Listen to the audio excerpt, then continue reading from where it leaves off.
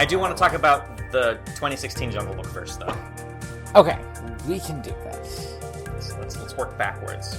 You know, usually what we do is we talk about the good movie, then the bad movie, so this makes sense. Yeah. I will say I found out while reading about this movie that there was a sequel to the animated Jungle Book. Me too. So I guess that's on the list now. Yeah, it's definitely on the list now. There's also 2 other live-action Jungle Books. That's too fucking bad. No, made by Disney, I mean. Or one of them was made by Disney. I don't know, it's a lot. But then there's also an independently animated Jungle Book. There's a lot of Jungle Book out there, is what I'm saying. I did not know this book was so widely... Was so jungled. Don't laugh at that. I hate it when you laugh at a joke that I hated making. What it is that by syllable 2, you've already given up. Like, syllable 1, you're like, is this something? Syllable 2 is, this is garbage. It's the whiplash. I can't handle it. So, I'm in a mood. I'm overtired and underslept right now, which is fine. Oh man, same. Story of my life. I'm actually going to be working this weekend and waking up at no, I can't wake up at 6. I have to be somewhere at 6. Man, fuck this. Yeah, last night I didn't sleep, and tomorrow I have to drive 7 hours. Oh. So yeah, it's going to be fun. Good times. But we got to make that content. Yeah. Every time I've had free time, I'm like, what the hell am I supposed to do? Why aren't I editing some dumb shit that I said? Let's talk about the Jungle Book. 2016. Whoa. Let's cast our minds back. Stop. Please stop. What? Welcome to Direct to Video. Oh my god, that's right. Oh, Jesus. Oh, Andy. You know what? I think I'm the co-host now. If I can't remember it. I'm not, you're the host, I'm the co-host. At this point, VHS? What the hell? A podcast where we pair movies like Fine Wine. It's you know what? It's been a grip, so maybe you can be forgiven for. But you did it the last 2 times too. So. Yeah, I would say it would be excusable if I didn't do it literally every time. You know something I noticed. Wait. I'm your host, Andy Reyes. You say so, and I'm your host, Tony Bristow. God. I feel like we should, if we're gonna have a bit, let's do it after we introduce ourselves. I was just gonna say, this might just be something that's gonna be cut episode, but this and the past 2 episodes are all about reimagining characters. Because we did 2 remakes in a row. But also the one before that was Tinkerbell, and it was all about this isn't fucking Tinkerbell. So it's interesting how we've landed on that kind of for the summer months, I guess. I'm glad that we did, because I do want to tie it into what I hope we can make happen next weekend. Oh yes. Okay. That's the big, I think to me that was the big push when I selected this movie. I wanted to keep it in this discussion because I think it is an important discussion to have, which is what is the point. Is this ever a good idea? I think the pros and cons of a remake. Yeah. Let me just do some stats, I guess, real quick? Yeah, hit me. So, The Jungle Book 2016 has a runtime of 106 minutes, which is fairly short. It had a budget of $175 million and a United States gross of $364 million, so a little over 2 times the budget. Okay. But it had a worldwide gross of $966,550,600. $550,600. Wait. Almost $1 billion. Okay, you said 900 and something thousand, and then kept going for way longer than it would have been for 1,000, so I was like, wow, that didn't make anything. Let me start over. A cumulative worldwide gross of $966 million $550,600. Damn. I wonder why. What do you mean? A lot of people watch this movie. Well, yes. I wonder why a lot. Maybe because it's a movie that doesn't feel necessarily like super American. I will also say that unlike the other remakes, The Jungle Book came out in 1967. Very few people who are going to watch movies today cared about this movie as like a childhood memory, I think. This wasn't one of the big ones in my house. Me neither. We had the princess ones. Yeah, same. And, of course, all the 90s ones. And, like, Fox and the Hound, 101 Dalmatians. But not Jungle Book. I know I've seen it. I don't think I have probably seen it, but I remember I had a VHS of sing-along Disney music. Mm-hmm. And so the only thing I knew about it was Bare Necessities. What a cast that this movie has. Both of these movies actually have kind of amazing casts. They do, okay. But this movie, I think, But a lot of more... what I noticed, I watched this movie like 5 minutes after I watched the other movie. Yes. And what I noticed was like, this has a really good cast. It's so good. Because I know the other one technically had like a lot of stars in it, but they didn't like wow me. There was like a lot of shit that, like Shere Khan, man, is scary. Dude Idris is scary. Elba. Just Idris Elba doing this tiger voice freaks me the fuck out. Ben Kingsley is Bagheera, which is wow. Like we're talking like this guy's won like 5 BAFTAs. Bill Murray as Baloo. This is probably the only role Bill Murray has done where I liked him the whole movie.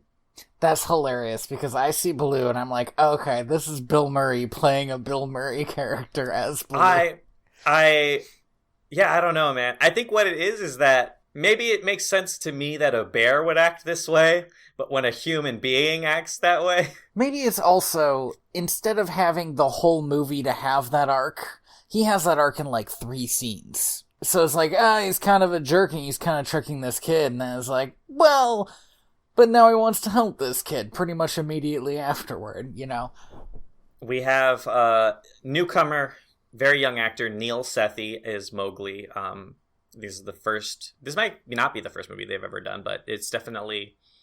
A lot of weight is put on this kid. He's the only real thing in it. Yeah, it's just him in the movie for all of the movie, I think. He never interacts with the humans in this one, so...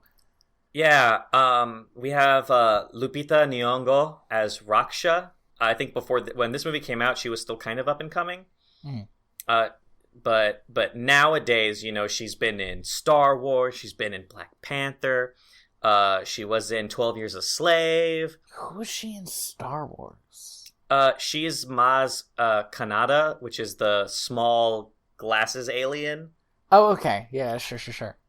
Who hits on Chewbacca. You can tell that I am a, fantasy asshole because I asked about Star Wars instead of 12 Years a Slave.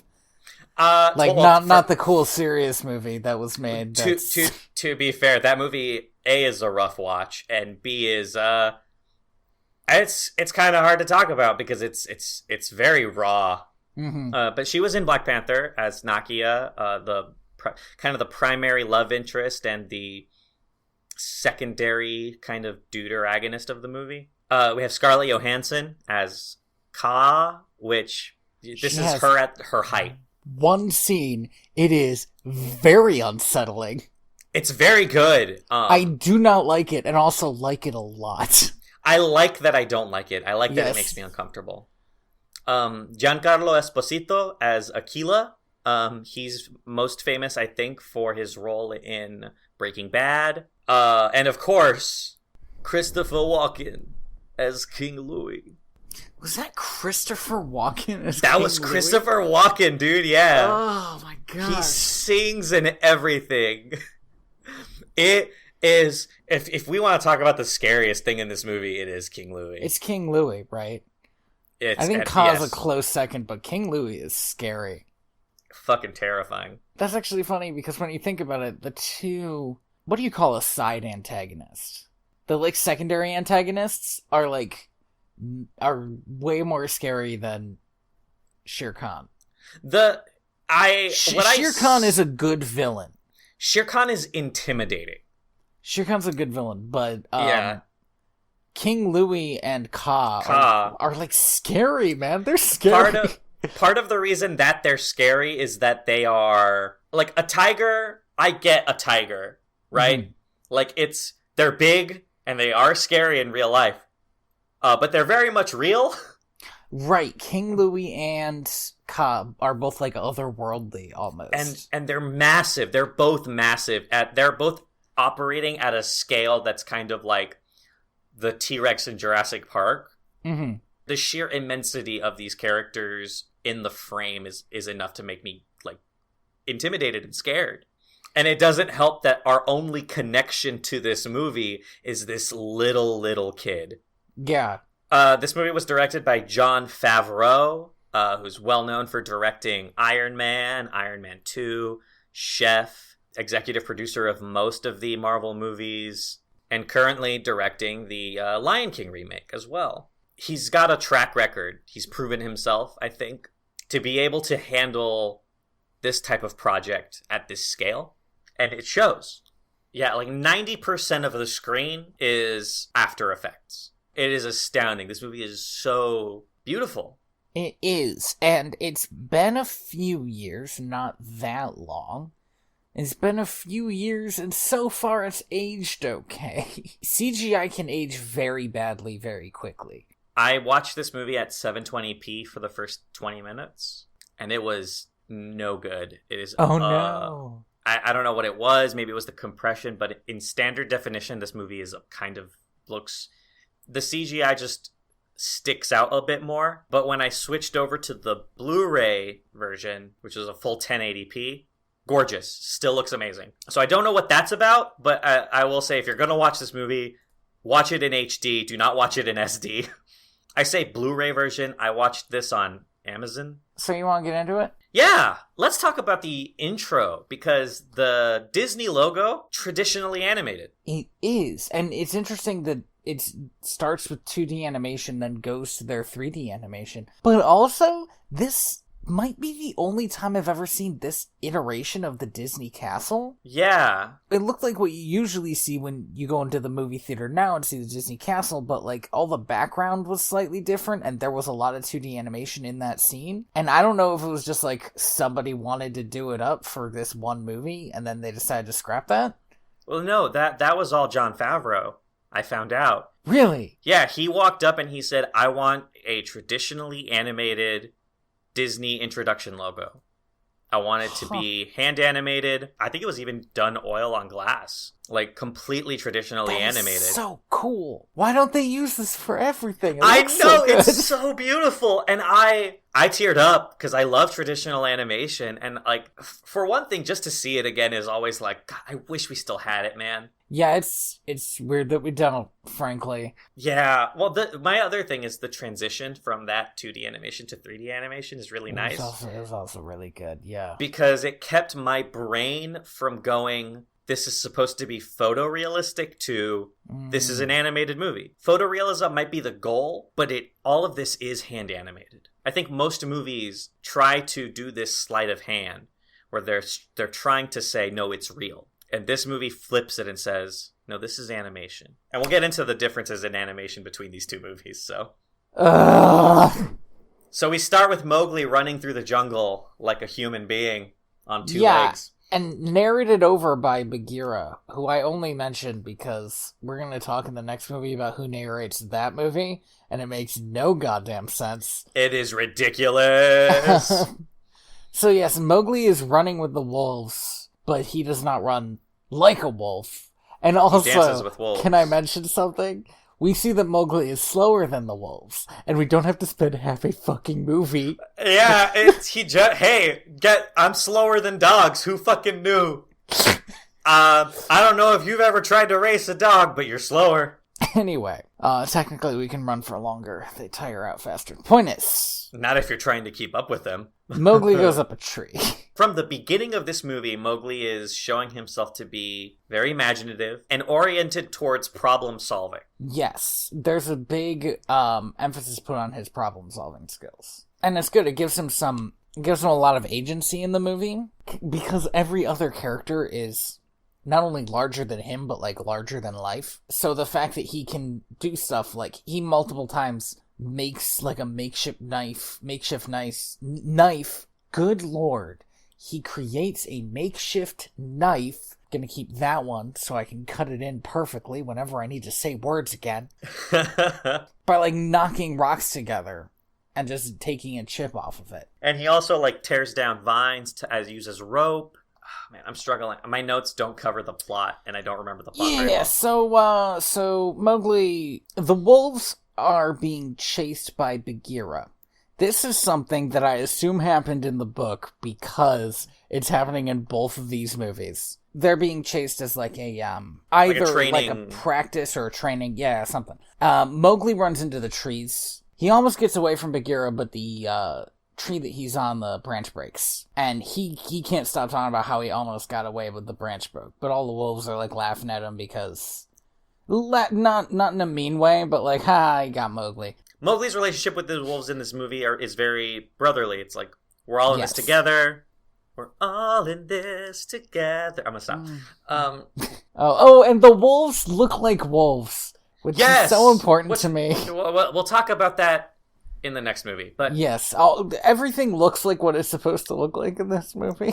Something that's amazing in this movie, and something that I noticed the first time I watched this movie when it came out, the wolves' ears orient themselves to whoever they're listening to. So whenever Mowgli's talking, well, because that's what dogs do, especially like dogs that have those they like orient themselves so that their ears are facing what they're listening to, and their ears like move and twitch.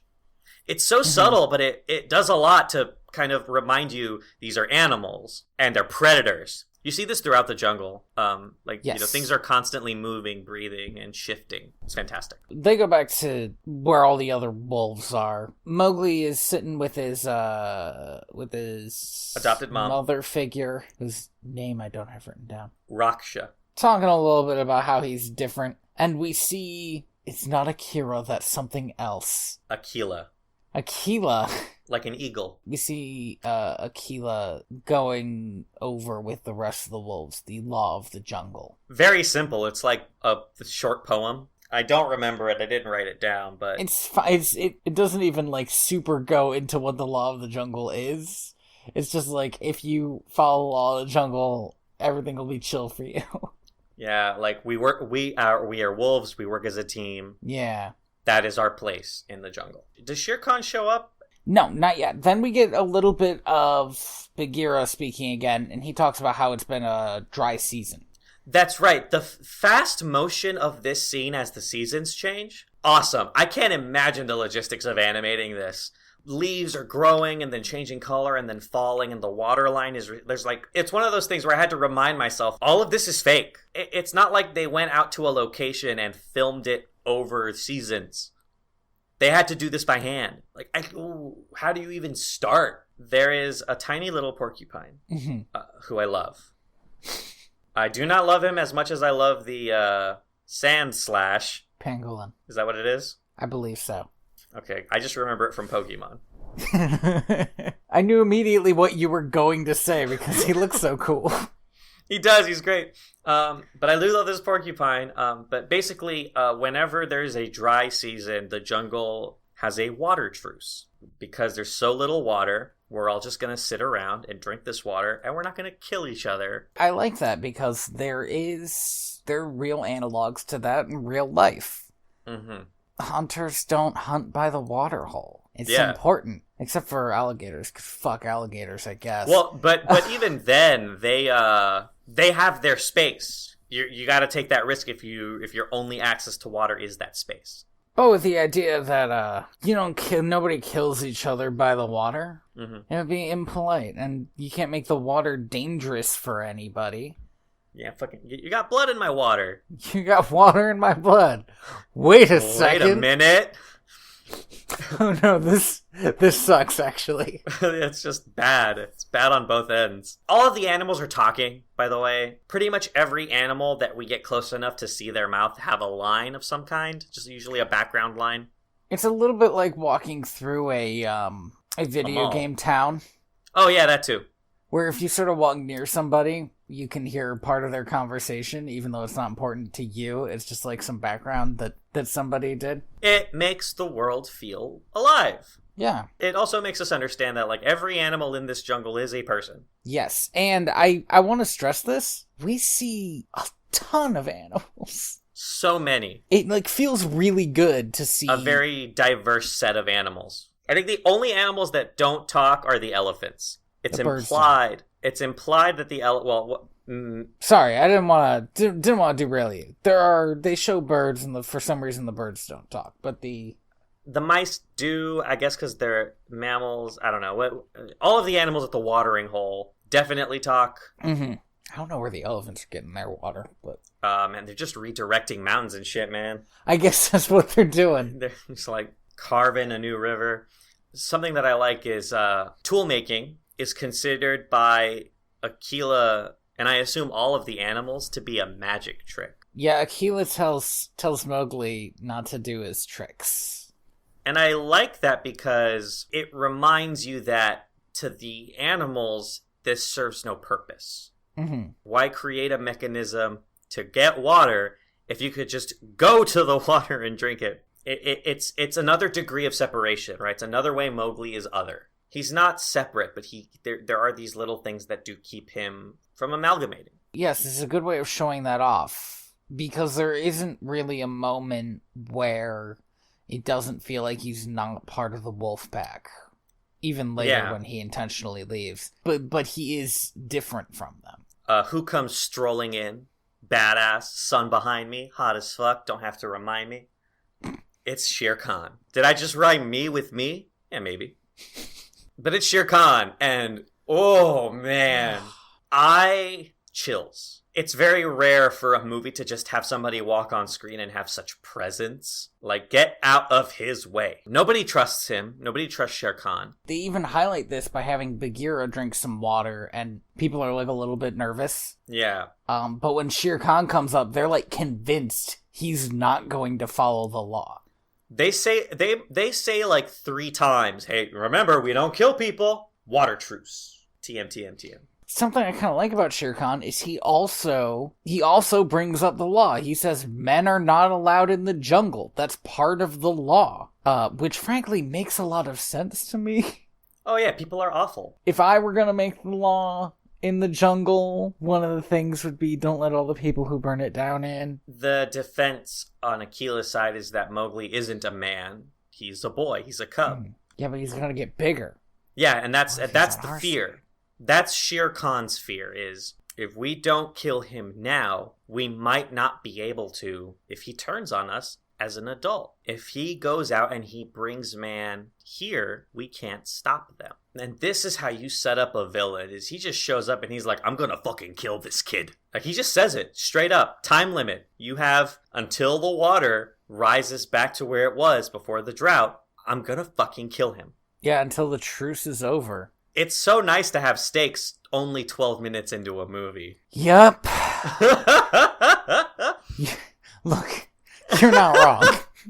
It's great. These movies are the same length, but man, does the other one drag on. I don't think they are the same length. They are. Are they? Are they exactly the same length? It's like it's like an hour 45 for each. So like, I think there's like a minute or two that's different. They're exactly the same length, not even a minute or two. They're very close. No, the Jungle Book is, 2 minutes longer. So, the Jungle Book is longer. But it doesn't feel like it. Oh, this movie goes by in a heartbeat. This movie gets to where it needs to go. And it's very satisfying. Yeah, for instance, right now, pretty much after we get that those raised stakes, we see the rainy season come again. And literally a scene of Mowgli watching his time run out. We have this scene of all of the wolves kind of arguing about what to do. Should we let him stay? Should we make him go? Should we just give him to Shere Khan? And this is the best part of the movie for me, because this is agency.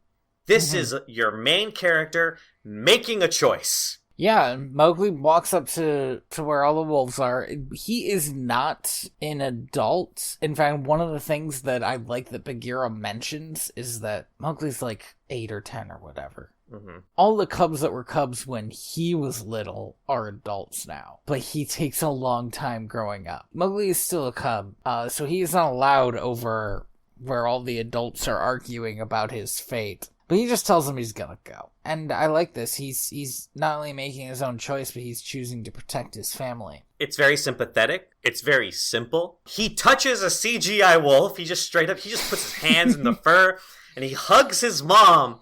And I love the amount of touching that Mowgli does in this movie. He's constantly grabbing shit. And every time he does, my mind is like, 500 people worked to make this look so fucking good. And I appreciate every single one of them. It's so hard. It has to have been the hardest thing in the world. And every time he does it, I'm amazed. I'm like, wow, amazing. Could you imagine? Even in the newest Avengers movie, right? Like, nobody walks up to Thanos and, like, touches him or shakes his hand, right? There's no significant amount of contact. It's just like punches and shit, right? But here we just have this whole movie, right? This kid's constantly grabbing shit. Fantastic. I love it. I'll never get over it. Bagheera volunteers to escort him. Bagheera, because he brought him to the wolves, is going to take him away. Mowgli starts chatting with him about where he thinks he should go. I think he says either the tortoises or the porcupine. Or the porcupines. Yes. He says not the rhinos because they sleep on their feet. And Bagheera tells him that no, they're going to the man village. Which makes sense, because Mowgli is a human. Mowgli's not in love with this idea, but Bagheera tries to put the fear of God into him a little bit. And then Shere Khan shows up. Well, before Shere Khan shows up, they pass the elephants. This is the first time we see them.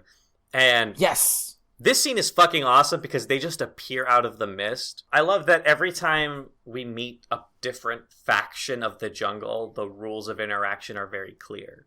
Mm-hmm. Like the elephants are the oldest things in the jungle. We respect them because the mythology in the world is that they're the ones who their ancestors created the world. They carved the mountains and the rivers. They carved out the jungle, yeah. They have the power to make and to destroy, and we should respect that. It really fits. Maybe it's just me, but I could see an elephant and think, oh, okay, this could be some kind of god. For some reason that, especially like the big herd of elephants, that really clicks in my head. Like, yeah, I could see how you could have a whole mythology around this. This is something I feel like maybe I should have touched on earlier, but might as well touch on it now, right? This is a movie based on a movie, but mostly based on a book written by a British man who was born in India while it was under British occupation. This man considered himself a native of India, however wrong or right that might have been. It's complicated. And I'm not armed with the tools necessary to deconstruct what about this book is or isn't okay. Yo, same. Cultural appropriation aside, this is a fucking fantastic fiction. This world, and I don't know enough about Hindi culture to know what is or hasn't been appropriated, and it's not my place to say if that's good or not. But I can just say that this fucking mythology is good. It's very good. It's enticing. That tiger fight, though. The freaking tiger. I have okay. So what I wrote down is Bagheera fighting Shere Khan is great, no complaints. So I guess I liked it. Shere Khan just jumping out of the brush. Oh, man. Like, I jumped out of my seat. I was like, oh, that's right, tigers. Apex predators, man, fighting each other. That shit's dope. Yep. It's not something that generally apex predators love to do, because what will happen is one of them will lose. So, I can kind of understand Bagheera fights Shere Khan twice, and each time he loses, but each time he walks away pretty much unscathed. Or not dead, anyway. Yeah, unscathed enough to, like, literally get up and walk away, though. Limp away, I think would be more apt, yeah. And also, he's not working in an environment where he can use his skills to their full capacity, right? Tigers are big. Tigers are strong. That is what they have, is their strength. Tigers might be... Well, maybe lions are bigger. No, I think it depends. But this is a Bengal I think the biggest tiger is bigger than the biggest lion. I want to agree. But I'm going to Google this. Bigger than a lion. Tiger versus lion is a Wikipedia page. Nice. Fucking internet. Has been a popular discussion by hunters, naturalists, artists, poets, blah, blah, blah. Behavioral comparison. Okay, assuming similar sizes. That's not what I asked. Well, let's find out. Variations. Okay, lions are social, tigers are solitary. Lions often kill tigers in captivity by ganging up on them. Oh, interesting. Lions roam in prides of up to 30. So yeah, I guess lions do have a social advantage, and they're interesting. But apparently sense. they are Asiatic lions and Bengal tigers are pretty similar in scale, but the social structure of Asiatic lions is different from African lions. But panthers are definitely smaller than tigers, and what panthers they have are more like sleek. And what they have is their speed and their ability to hide. But Bagheera can't do that because his primary goal isn't to win, it's to defend Mowgli. But he's tying his hands behind his back, right? Like, he's got to defend this kid. He knows he can't win this fight, is the thing. He's just got to slow him down. Briefly go to the Lion King. There is a very Lion King-esque stampede. It's not wildebeest. It's, well, it looks like some kind of buffalo, maybe. Yeah. And I thought, wow, this is very Lion King. But then I thought, maybe it's just so that we know that he definitely couldn't jump down there. Because we've all seen what happens. Yeah, we know what happens when a tiger jumps down there, or when a big cat jumps into a stampede. We know what happens when a lion jumps down there, and as it turns out, they're about the same size. The same size, yeah. So, probably same, at least this is results of the same size. Mowgli jumps on to a buffalo and rides away. Onto, like, its horn. Well, not like onto it. He doesn't, like, gut himself. He, like, grabs the horn. He, like, hugs it. Right. He, like, I don't know. It looks like it's like a definite impact, but he doesn't hit the pointy part of the horn. I can understand aiming for the horn because then you know that you're not, the part you're not aiming for is the sharp bit. But, like, man, that seems... It's very scary. This next scene, this is probably, to me, the most visceral scene of the movie. Because it happens so fast. Shere Khan shows up at the wolf pack, asking where Mowgli is. And he does this thing where before he even says anything, he just walks up to Akela and, like, lays down right next to him. Power move. Yes. With his back turned to him, too. Like... Right? Oh. Ugh. Like, I fucking dare you. And he says, where's your man cub? And Akela tells him that they sent him away. And Akela says that now they'll have peace. But Shere Khan didn't want peace. Shere Khan wanted to kill this kid. I thought I made myself clear. What accent would you say that was? It's Scottish. He's Scottish. Idris Elba's Scottish. I think you were more Scottish than he was when he played Shere Khan in this movie. Probably, but I can only do so much. Okay. He's a big man. Shere Khan starts walking away, and then, like, immediately, almost faster, like, I'm not sure how to describe it. Yeah, it's very shocking. He just turns around and bites into Akela, I assume killing him instantly, and then throwing him off of this cliff that he hangs out on 24/7. And killing him definitely.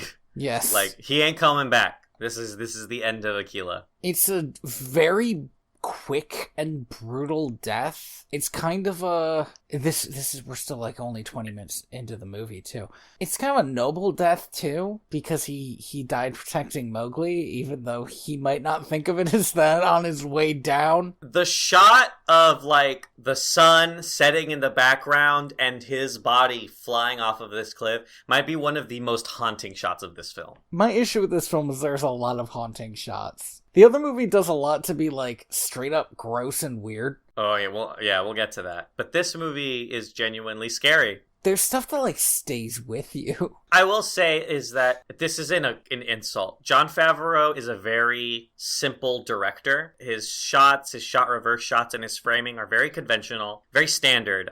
He does what he needs to do to get the point across. He's not above artistic influence, but for him, the purpose of the shot is to tell the story. He tries not to let the shot get in the way of what's happening. What ends up happening, though, is you end up getting these scenes that all you can think about is what happened. And for a lot of the great scenes in this movie, you get a lot of beautiful imagery, but what sticks with you is the dark shit, man. Part of what really sticks with you about that last scene is the very slow setup. There is this really beautiful looking shot of a tiger laying next to a wolf.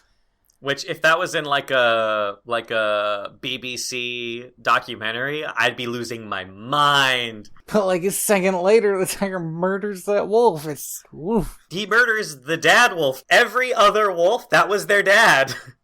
Mm-hmm. Oh man, and Raksha has to watch that all happen. So Mowgli's just mooching a ride on these buffalo boys. Mm-hmm. Eventually, a landslide from all of the rainwater forces him to kind of jump into the lower jungle. Do you know what this made me think of, this landslide? It made me think of A Good Dinosaur. And how this landslide, I, bought. And I was like, yes, not only does this landslide make sense in that is the amount of land that would slide in this situation, but also, we were already told that it's been constantly raining. Yeah, it didn't just start raining 2 seconds ago. I just wanted to mention that, it's not hard for a movie to be, good. It's not that hard. It's not hard for a movie to be good. It's Tony Robusto 2019. Hey, it's so hey guys, easy for it to not be bad. Hey guys, why aren't you just good? But why aren't you good though? Andy, we're movie reviewers. That's the I question we constantly ask. No, it's true though. It is true. I will say what this landslide reminded me of was The Lion King 2. For the similar reasons, right? I was like, this is what it would look like. It's not an insane amount of earth moving. But it's enough earth moving that it's Any scary. amount of earth moving is very bad. Yeah, because that's what I'm standing on. Land, fundamentally, shouldn't slide. I don't like standing on things where I have no frictional control of my movement. That's like landslides, that's ice. No. I'm clumsy enough. I'm already on the verge of death every time I walk. That's true, I've seen it. So my lanky, uneven stride. I feel like something happens between the landslide and him, the next kind of big set piece. Gets into the water, he's got to get out of the water, he goes to get something to eat. He picks some fruit. The fruit is stolen by these cute, I don't know, what are they, lemurs? Raccoons? I thought they were like foxes. Red pandas? They're like fox-like creatures. I don't know what they are. They're adorable. Absolutely cute. If I didn't know that all of these movies are that all these animals are real animals, based on real animals, I would assume it was some kind of Pokemon. While he's chasing them, he eventually runs into a very quiet part of the jungle. Yeah, and he finds a freaking massive snake skin. It is gross. Okay, so this Ka is about to show up, right? This part of the movie, it has become a suspense thriller. So at this point, Mowgli is just trying to survive, and it's a question of what is getting in his way, right? Yes, and the atmosphere, there's mist, and Ka's voice is coming from everywhere at once. I don't know if you were wearing headphones for this movie.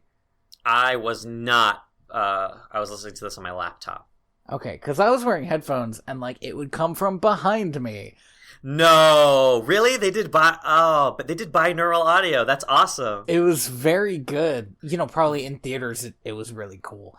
The newest Resident Evil game does that if you have headphones on, and it is so fucking scary. Yeah, it's very unsettling, because he's always turning, and I'm like, yeah, I would always, I'm like, my eyes are locked on the screen, but I'm thinking, I would be turning too.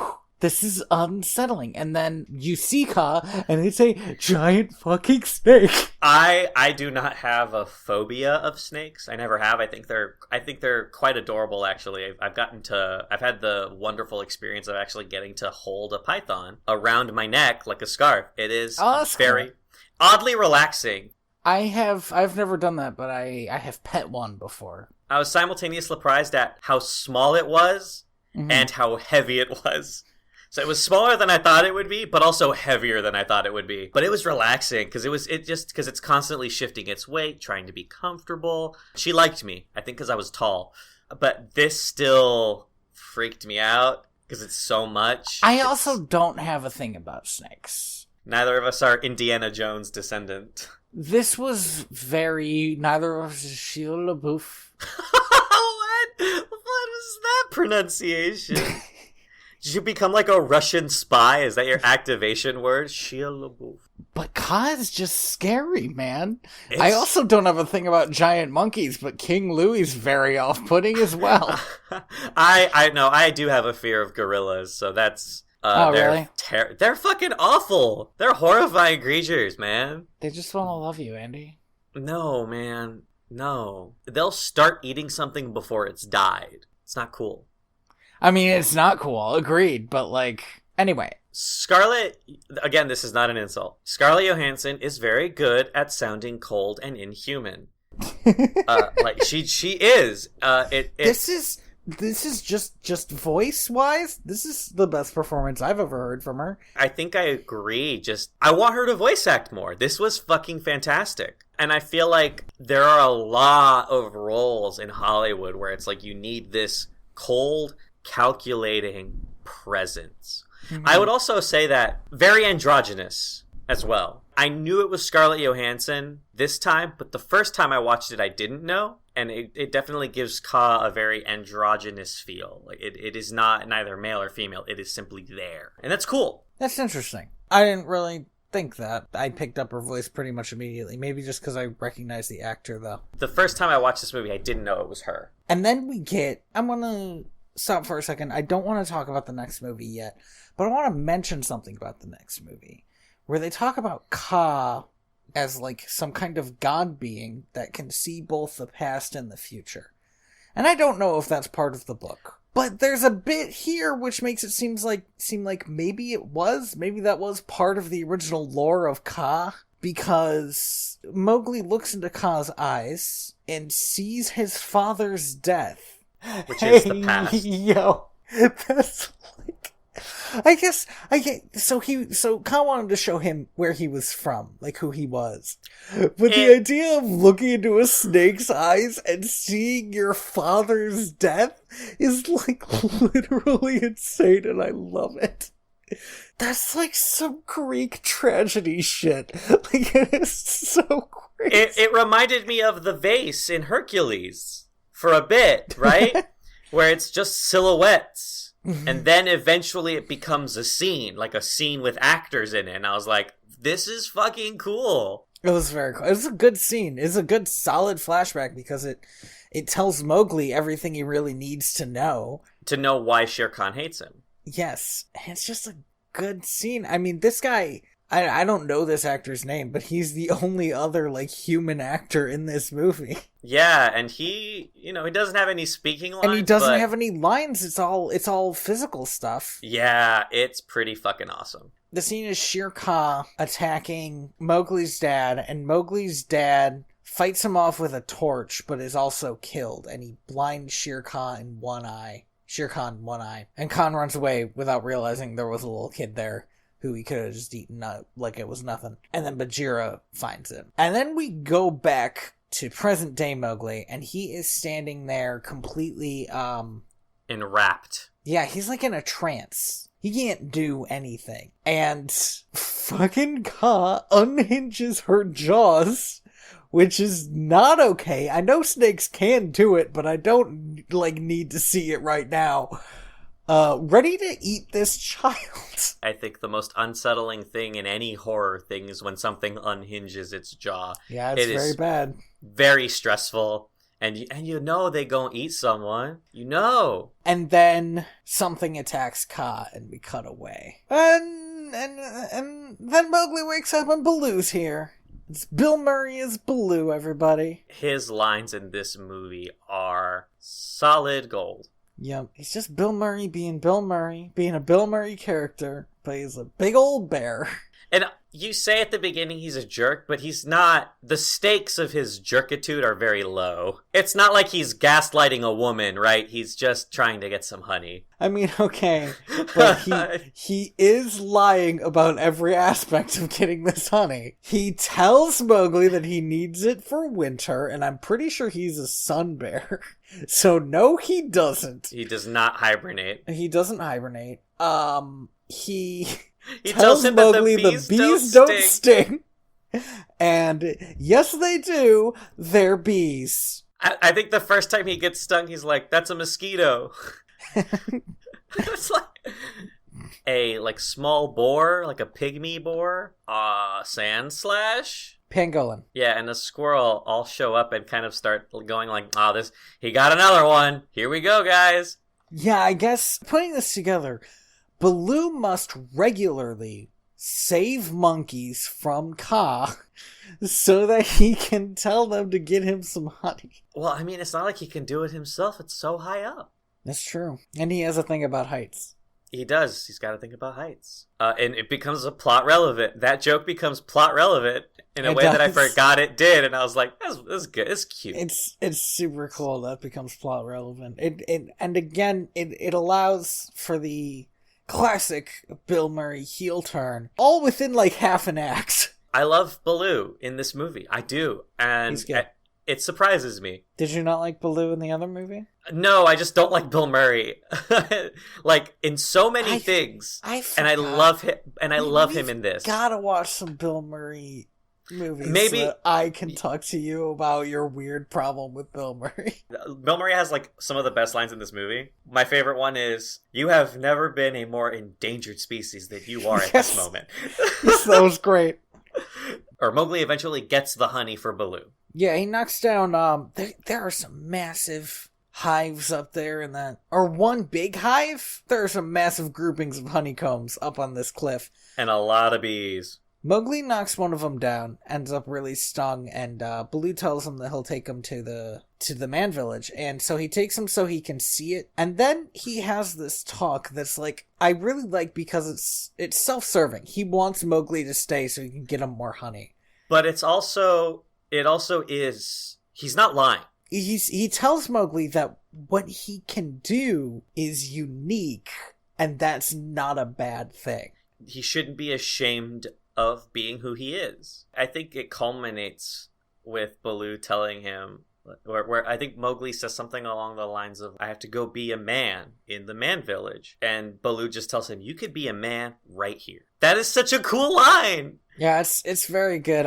Baloo has a pretty solid heart-to-heart with him, especially because Baloo's like, I guess you're right, that part of the reason he really works as a character is because he's a bear. And so, like, if this were a human, he'd be like some weird beach bum fuck-up, right? But he's not. He's a bear.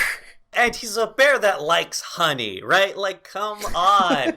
I want to hug him. Like, I can't be mad at a bear that likes honey, even if it is Bill Murray. Fuck it. I like this character. It's great. Am I a hypocrite? Probably. I love that this heart-to-heart scene is followed by just another distressing Shere Khan scene. Shere Khan does some pretty top-notch psychological warfare in this next scene. Boy, howdy. One of her pups wakes Rakshi up and tells her that all of the other pups are playing with Shere Khan. It sounds like, we don't see exactly what he's doing at first, but it sounds like he's like telling them stories. He's telling them stories and feeding them meat. Dubious meat. So she moves up toward him, and as she gets closer, we can hear him telling them about the cuckoo. Yes, that's what it is. Which is a real thing that the cuckoo bird does, is lay its egg in other birds' nests, and then when it hatches, they either can't tell it apart from their own chicks, or, as recent studies have shown, it could be that it releases a cry that like overpowers their maternal instinct, so they have to feed it, basically. The point is, he tells the cubs how the cuckoo bird starves out the other babies because the parents are taking care of some other kid instead of their own. And then he just looks at her. It's clear what the point of this story is, right? Is Mowgli doesn't belong, and he's dangerous. But what he does next... Oh my god. Rakshi tells her cubs it's time to go to bed, and all but one of them leave because the last one, Shere Khan, just puts his paw down. Like, I'm not done threatening your family. Let me threaten them a little more. He doesn't even say anything. He just puts his paw down, and the cub whines for a little bit, and then he just lifts his paw. He's just saying, if you pushed me, I could kill your babies. And it's like... How evil can you get, right? Like, they're... Oh, it's so powerful. every moment Shere Khan is on screen, he makes you hate him. Every time we talk about him, it's like, man, this dude is scary. If I saw Idris Elba in a supermarket and he spoke to me like this, I'd be like, oh, I'm dead. He's going, I don't know what I did, but he's going to kill me now, right? Like, what am I going to do? So after this fucking travesty, we get Baloo and we get a montage. We get a bare necessities montage. We get Baloo and Mowgli doing their thing, singing the bare necessities, and they're just having a time. They are collecting honey and working together. They actually collect like a really distressing amount of honey. Yeah, too much. It's like the hive is dead now, right? There's no fucking milk. I have the opposite of a sweet tooth, so seeing the mound later, I was like, oh, that's so gross. It's so much. But honey lasts forever, so. Yeah, it's true. It doesn't exactly spoil. Bagheera shows up and finds Mowgli. Ben Kingsley is like the exact opposite of Bill Murray in tone, and I want to see them in a buddy cop movie together. It'd be good. But I want to see them in a buddy cop movie where Bill Murray is the prestigious cop and Ben Kingsley is the washed out detective. I thought you were gonna say where Bill Murray is a bear and Ben Kingsley is a panther. I want to see Zootopia 2. Ben Kingsley, Bill Murray are cops. They did the weird 80s TV show where the guys from Jungle Book were just pilots. So why not a version from the current Jungle Book where they're just cops? Yeah, make what was that show even called? I can't remember. It was a pun of some sort, right? Some pun on flying. I'm looking it up. This is driving me insane. Tailspin. Because they have tails. I think it's spelled Tale, because a plane, when it crashes, goes into a tailspin. Yeah, but I still think it's like DuckTales. Ducks have tails. Ducks don't have tails. I mean, they have tail ends. They have feathers that go into Ducks have tails. They do. That is not a tail. It is a butt. You're a butt. Sometimes. It's true. Most of the time, actually. Sorry, that was uncalled for. How dare you? You'll never work in this town again. I fucking love Ben Kingsley and Bill Murray together. They're fantastic. From what I could tell, all of the movies and all of the lines in this movie, all of the movies in this line, were recorded separately. I think occasionally actors would record their lines with Mowgli there. Boy, that would make a lot of sense, wouldn't it? I don't think they were ever recorded together, so I don't think Ben Kingsley and Bill Murray ever actually met. But holy shit, do they have amazing chemistry. It works really well. And again, Mowgli's just rocking around, fucking touching these animals. He's like hugging Bagheera. He's like hugging Baloo. He even at one point like touches one of the smaller creatures. It's crazy, man. So Bagheera's kind of the fun police in this scene. He basically tells Baloo knew there was a tiger hunting Mowgli, which I guess he figured was fine. He's a bear. And you know what? Fair. Fine. I don't think bears have to fear very much. And he's a pretty big bear. Yes, but then Bagheera tells him Shere Khan is hunting Mowgli. And Baloo's like, oh fuck, that's bad. And so Bagheera convinces him to do the I don't love you anymore bit. Can't you see I don't love you anymore? You just go, get out of here. Get out of here, boy.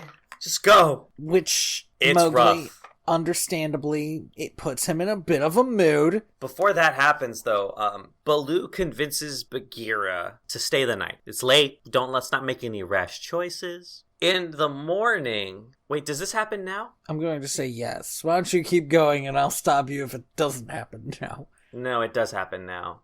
I think it does, yes. Because everything ramps up in a second and kind of doesn't stop. After that, yeah. So, Mowgli hears some commotion. He wakes up and he sees that there's a bunch of elephants standing around in a circle. And he goes over, and the elephants kind of like tell him to go away, but he kind of bows to them and they let him see. And whatever he sees kind of shocks him. And he goes back to the cave and he grabs a bunch of his tools. Baloo and Bagheera wake up to see him interacting with the elephants, and they're like, oh no, we gotta stop that. They have a couple of lines here that implies that they have a history together. Bagheera says something like, oh, this is your teaching, isn't it? And Baloo says, you know I wouldn't tell him to mess around with elephants. And it's like, they sound like... I'm a divorced couple. Yes, a divorced couple that, like, broke up 3 years ago or something. And now they both have to take care of this kid. I'd like to see that movie with Ben Kingsley and Bill Murray now. But as a bear and a panther. They don't, sure. Optional. Living in a studio apartment in New York. They're the only talking animals. Everyone else is just people. Yeah, let's do it. Not enough talking animal movies that are good. I love that Mowgli does things. I love that he's making choices. He's committing to his actions. He saves a baby elephant from a pit trap. And that's fucking awesome. Like, hey guys, I just fucking saved an elephant. No big deal. Baloo's like, wow, what a cool kid. And Bagheera's just like, yeah, of course he is. I raised him. It's like, hold up. Step off. You told him not to use his You're not the one who told him it was cool to be cool. You're not allowed to take credit for this one. There is a lot of dialogue between Baloo and Bagheera where they're both afraid that the village is going to, quote, make a man out of Mowgli, that he's going to lose his affection towards the jungle. But they also both understand that it's either this or, like, dying. I do like that making a man out of Mowgli is a bad thing. Because we're terrible creatures. Our relationship with nature has always been fraught and toxic and not always healthy. But before they can do anything, Mowgli goes off and is sad. Mowgli goes off to be sad, and he gets straight up kidnapped, like hard, by a bunch of monkeys. Baloo and Bagheera see this, but it's gonna take them a while to catch up to all these mini monkeys who all clearly know where they're going. And they take Mowgli to a temple, some abandoned... Now, see, it's been a little while since I took the class that let me identify this stuff. At first I thought it was a Buddhist temple because the one guy looks like a Buddha. But maybe it's not, because there was also the stuff with the spears. And I don't know what part of the Buddha's life that might have been representative of. Could be a Hindu temple. I don't know enough about this stuff. They lead him to this big empty area full of, like, clearly stolen treasures and a bunch of fruit poured everywhere. I will say that I am glad that all of these treasures are not gold. They're not coins. They're not jewels. They're tools. Pots and pans and hammers and stuff. That is so interesting. That these hodgepodge commodities are special to the Bandar. I think they're called the Bandar log, like as a group. Oh, are they? Okay. In the book, I don't know what they're called I don't know if it's ever said in the movie. But it's so interesting because, like, it implies so much about what matters to them. And what matters to them is the idea of being like man. Yeah, if they're trying to figure out humanity, it makes sense to steal, like, cowbells or whatever. That's what I assume Mowgli's got. Yeah, it's a cowbell. Yeah, or, like, all the pots to, like, figure out why they think it's important. And especially pots, if they saw him cooking with it, that would be huge for them. We see King Louie. First we see his giant hairy arm. Oh, no. If you look closely when Mowgli, there's like a shot where Mowgli's playing with the cowbell and it zooms out, you can see his silhouette in the darkness. And it is gross.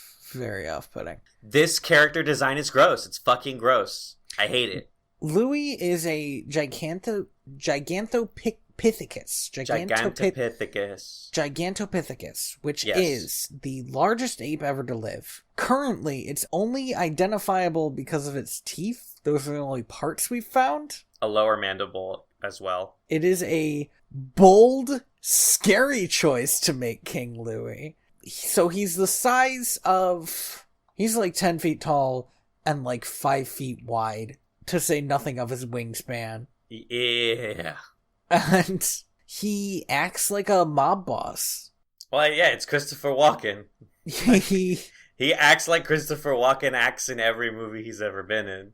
He straight up tells Mowgli that they could be the most powerful creatures in the jungle if only he would give him the red flower. And he gets angry about this very quick.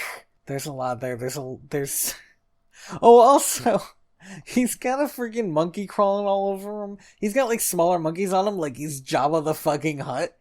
Occasionally, I think at one point he grabs one of them and just fucking flings it across, and I'm just like, that monkey's dead. That little monkey just fucking died. Sorry. Fuck this scene, dude. It is... He starts kind of like sing, talk, intimidate Mowgli. Yes. It's I want to be like you, right? But scary. Yeah, done like half talking and pretty intimidating. He also does this thing where he throws the fruit and all the monkeys go to grab the fruit, which is interesting because then it's clear that like they're not allowed to take that unless he throws it. Unless he gives it to them. Yeah. So if he wants to feel magnanimous, he can toss the fruit around. Mm-hmm. He just wants them to kind of grovel. He can make them literally grovel at his feet. This scene lasts quite a while, but it's basically just this conversation of he wants the animals call it the red flower, but he wants fire. To him that's the ultimate symbol of man. Classic mythology shit. Yes, but also it is not only the ultimate symbol of man, it's like an atom bomb. Having fire would be like saying to everybody else, no matter what you do, I have fire. I have the ability to destroy everything. Get some. So this scene, which is pretty dark and atmospheric and intense, is cut with scenes of Baloo and Bagheera climbing up the sheer cliff they've got to get up. I am afraid of heights. And at one point the camera does pan down, and no thank you. I don't like it. At one point King Louie tells Mowgli that he knows everything about the jungle. He says like, I got ears. My ears got ears. Which is a very mob boss line. It's interesting thinking about that because very, very early in the movie, monkeys were watching Mowgli. I forget what he was making, but he was building something, and there were monkeys watching him, which I assume is like when King Louie first heard of this kid. Baloo comes up with a plan, and I say that with air quotes because it's not a plan, it's schmoozing, and that's just an excuse for not having a plan. And he's terrible at it. Well, he's distracting. Here's the thing. Louie tells the monkeys to like throw him off the cliff, and Baloo does not want to be thrown off a cliff, and so starts like schmoozing harder, but also he is never in any danger. He fights off those monkeys like they're like 3-year-olds. Oh yeah, like, you know how an adult fights a 3-year-old? Which is like the 3-year-olds are like really going at it, but you're like, oh, don't want to bust his head open. He's just pushing him away and occasionally picking one off of his back and putting it down on the ground. And the whole time, just schmoozing, you know? Like, oh, you're so wonderful and magnificent, and you're, wow, how big you are. I'm at a loss for words. This is Bill Murray at his Bill Murrayest in this movie, I think. So, in the meantime, Mowgli starts sneaking off with Bagheera, but they're seen pretty immediately by one of the monkeys. And they go into full retreat. Well, Mowgli goes into a full retreat into the temple, and Bagheera and Baloo try to hold all of the monkeys off. But King Louie, this is like he stands up, and you're like, fuck this. Yes. Actually, fuck this. Hey, I just had a thought. Actually, fuck this. And he just climbs over all of them and just dives headfirst into this temple. Mm-hmm. And he's like so massive. He's crawling around like he's fucking Bruce Willis in fucking that movie with the tower on Christmas. Die Hard, thank you. He's crawling around like Bruce Willis in Die Hard. Just cut the rest of that out. We'll edit it in post. Yeah. Now he's straight up just intimidating Mowgli. Like, come out, I'm gonna fucking kill you if you don't come out. Yeah, he says stuff like listen to reason, but he's basically talking so that he can grab him and take him. This is no longer a good scene to be at. Mowgli has given up all of his cards, all of his one card, which was I don't know. It's not really a card. It's a bad. He's got a bad hand. He's dealt one card and it was a 2. But at the same time, right, like King Louie's kind of also shown his hand, like, oh, I'm an evil fuck, actually. So, yeah. But this is when he tells Mowgli that Akela has been killed by Shere Khan, and that Shere Khan is holding basically all the wolf pack hostage. at this point, Mowgli ends up escaping the temple, and King Louie has caused enough damage to the, like, foundational pillars that it collapses on top of him. Yeah, and I guess he died. I would assume he died, but it is a weird scene to see all of the monkeys immediately stop fighting and start throwing rocks and trying to dig him out. I was looking at the wrong Google Doc file for a second. I was like, I don't fucking remember this shit in this movie. Mowgli starts yelling at Baloo and Bagheera because they know they knew that I should write down all the characters' names at the top of my document. They knew that Akela had died, and Mowgli says somebody should do something. And so he leaves, and he's like far enough away that they can't catch up with him. Yeah, they still have to get out of the temple, because they do try climbing out after him, and the rubble is just too loose. It hasn't fully settled yet. And so Mowgli goes to the village, where there is some sort of arson party happening? This is... Okay, at the top, this might be the best CGI fire I have ever seen. This CGI fire is fucking gorgeous. This bonfire is so big. Why? They dug a bonfire in the middle of this village that's the size of a school bus. And they're all standing like 2 feet away from it. And it's like, aren't you hot? It's too much fire even for this town. Yes. All fire all the time. Can't stop, won't stop. Yeah, so this arson party seems to be going great. Everyone's having fun. They're laughing. I do like that this movie, we never hear any of the men speaking. It's all abstracted, like, laughter and gesture, but there's never any... Well, it wouldn't make any sense, would it, to hear them speaking? The only way it would make sense is if you did... you ever see one of those YouTube videos that's like, oh, what's this language sound like to people who don't speak it?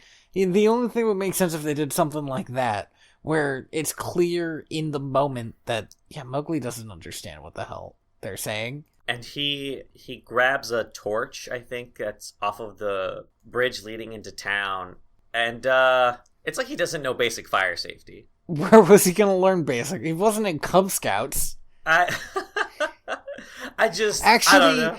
He was in Cub Scouts.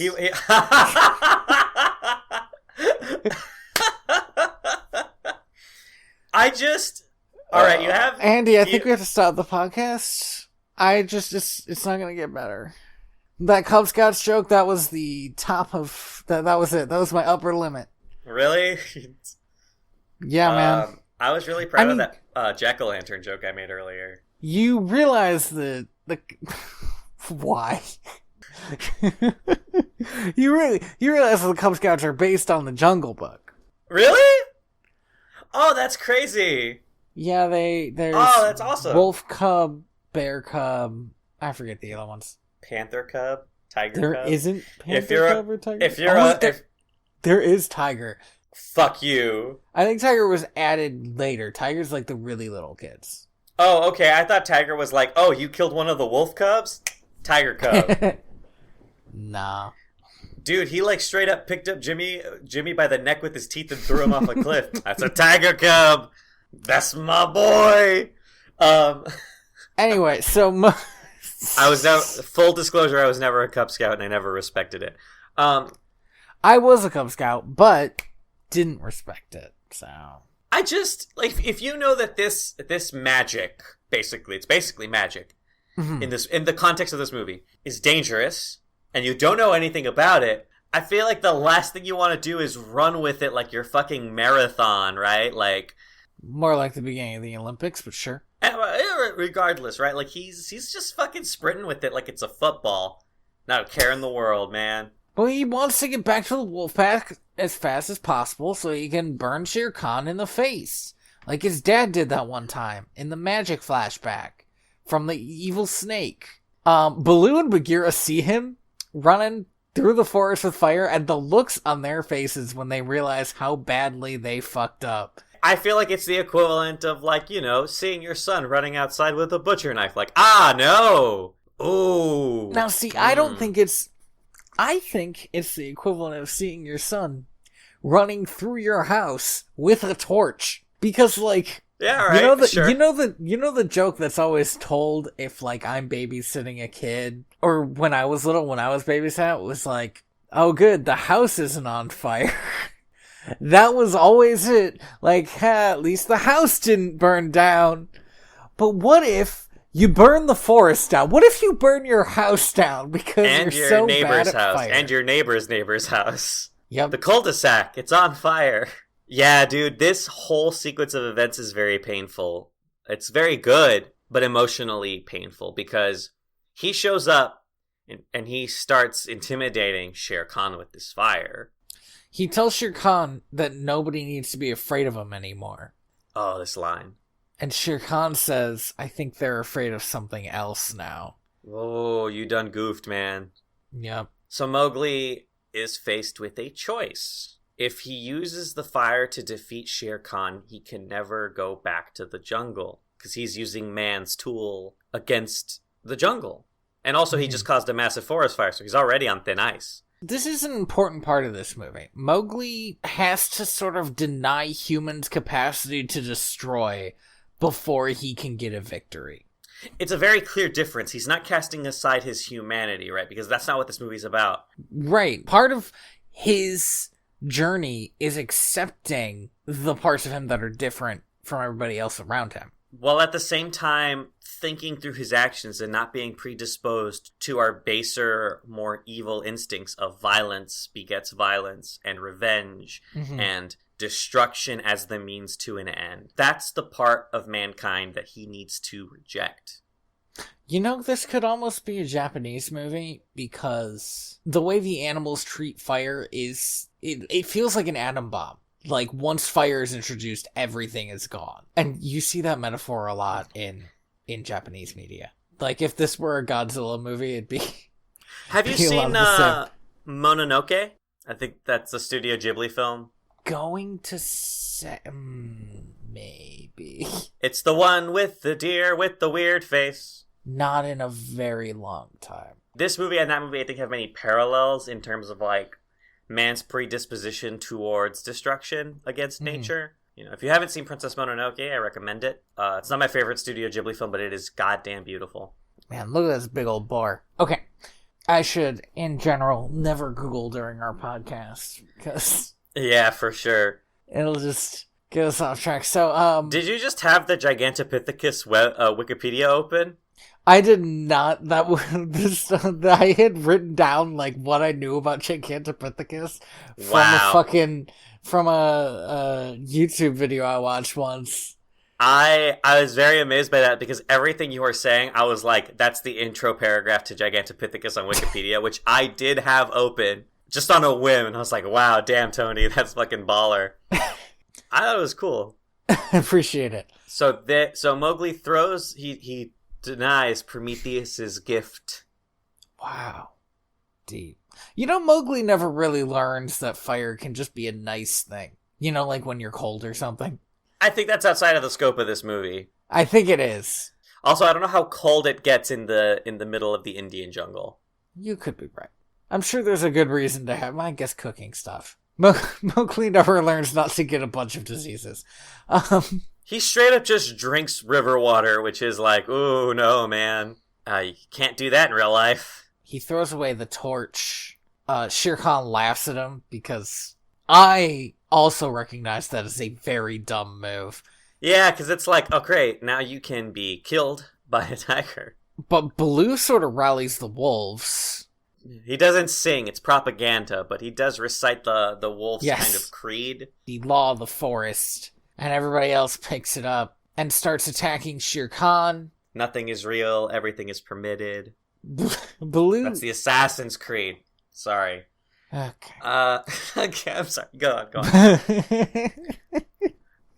Who knows the Assassin's Creed? This fight scene is the fucking coolest thing. Baloo has a fight with Shere Khan first. He's pretty quickly taken down, and I think the audience is supposed to believe that he is dead, but as somebody who just knows nature stuff, you know, a bear's hide's a lot thicker than a wolf's hide. It would take a little bit. It takes a lot to kill a bear. Yeah.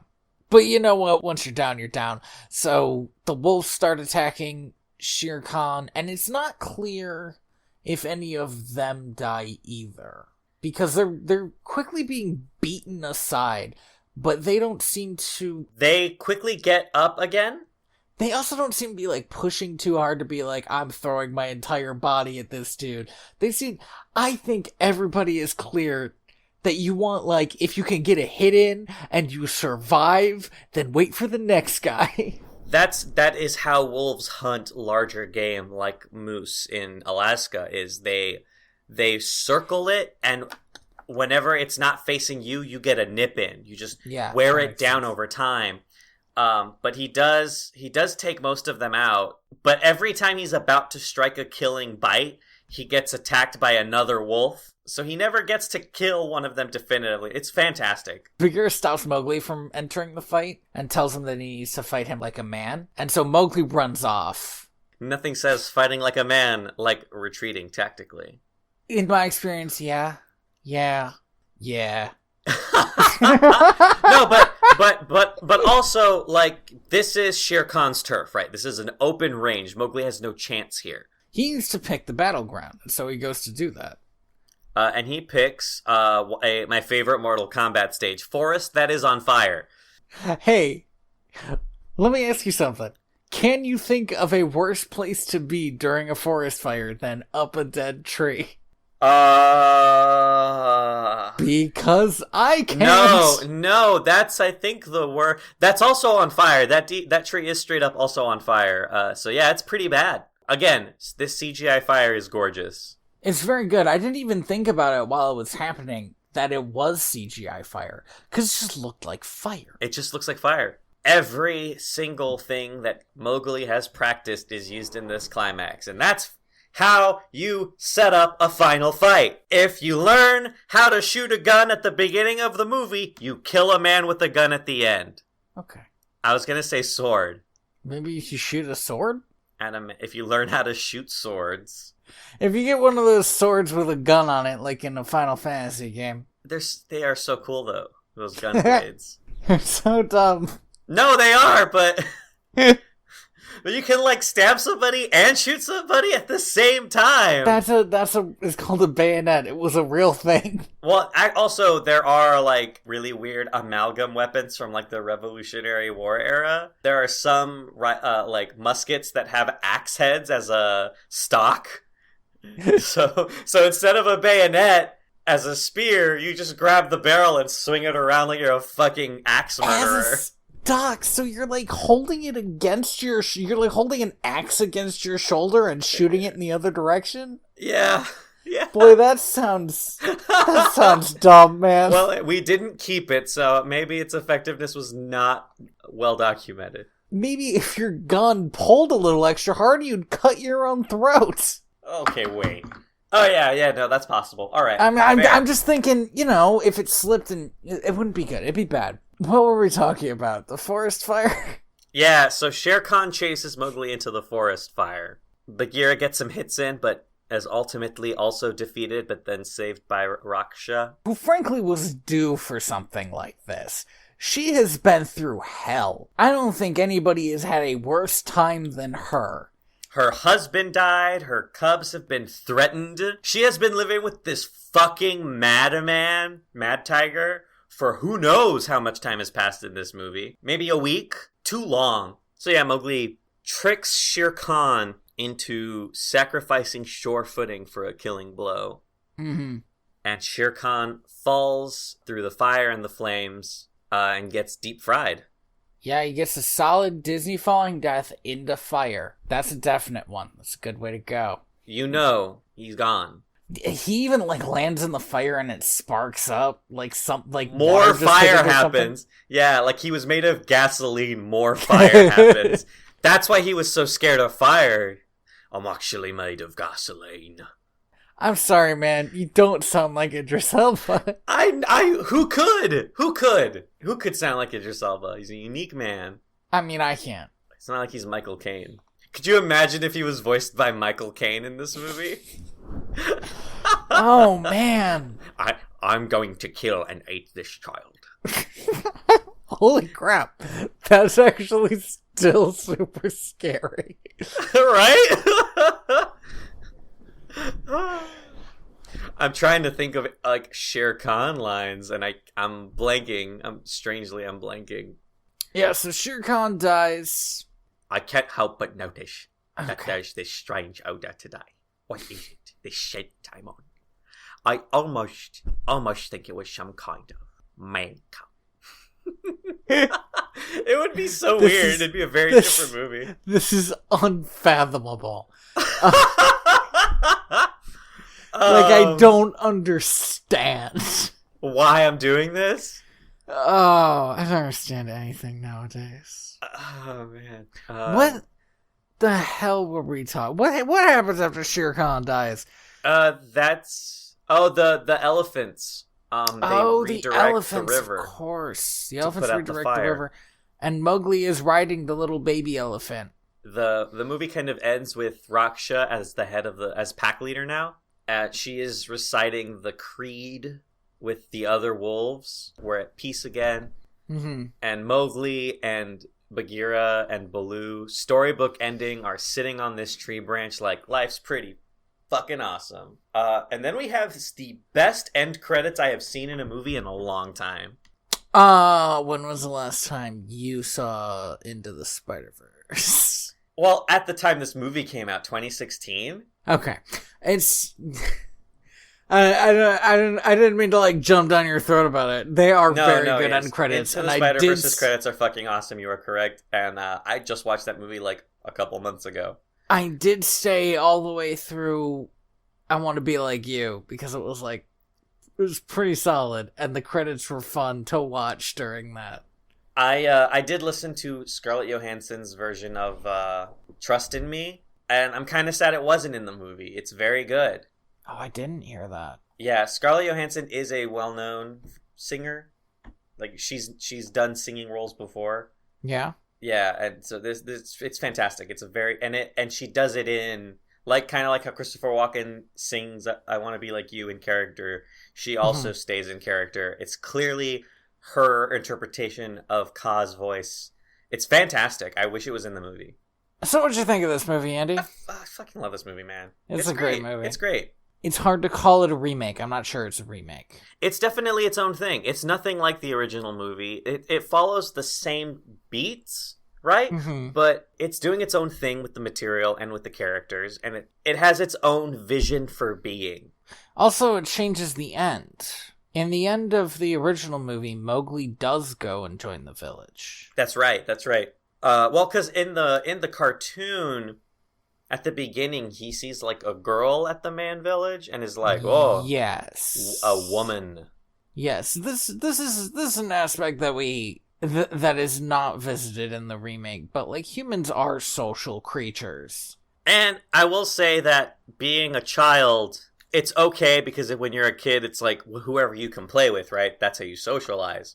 I'm glad that I didn't have to have what happened in Dinosaur, where it's like, man, whatever that main character's name was.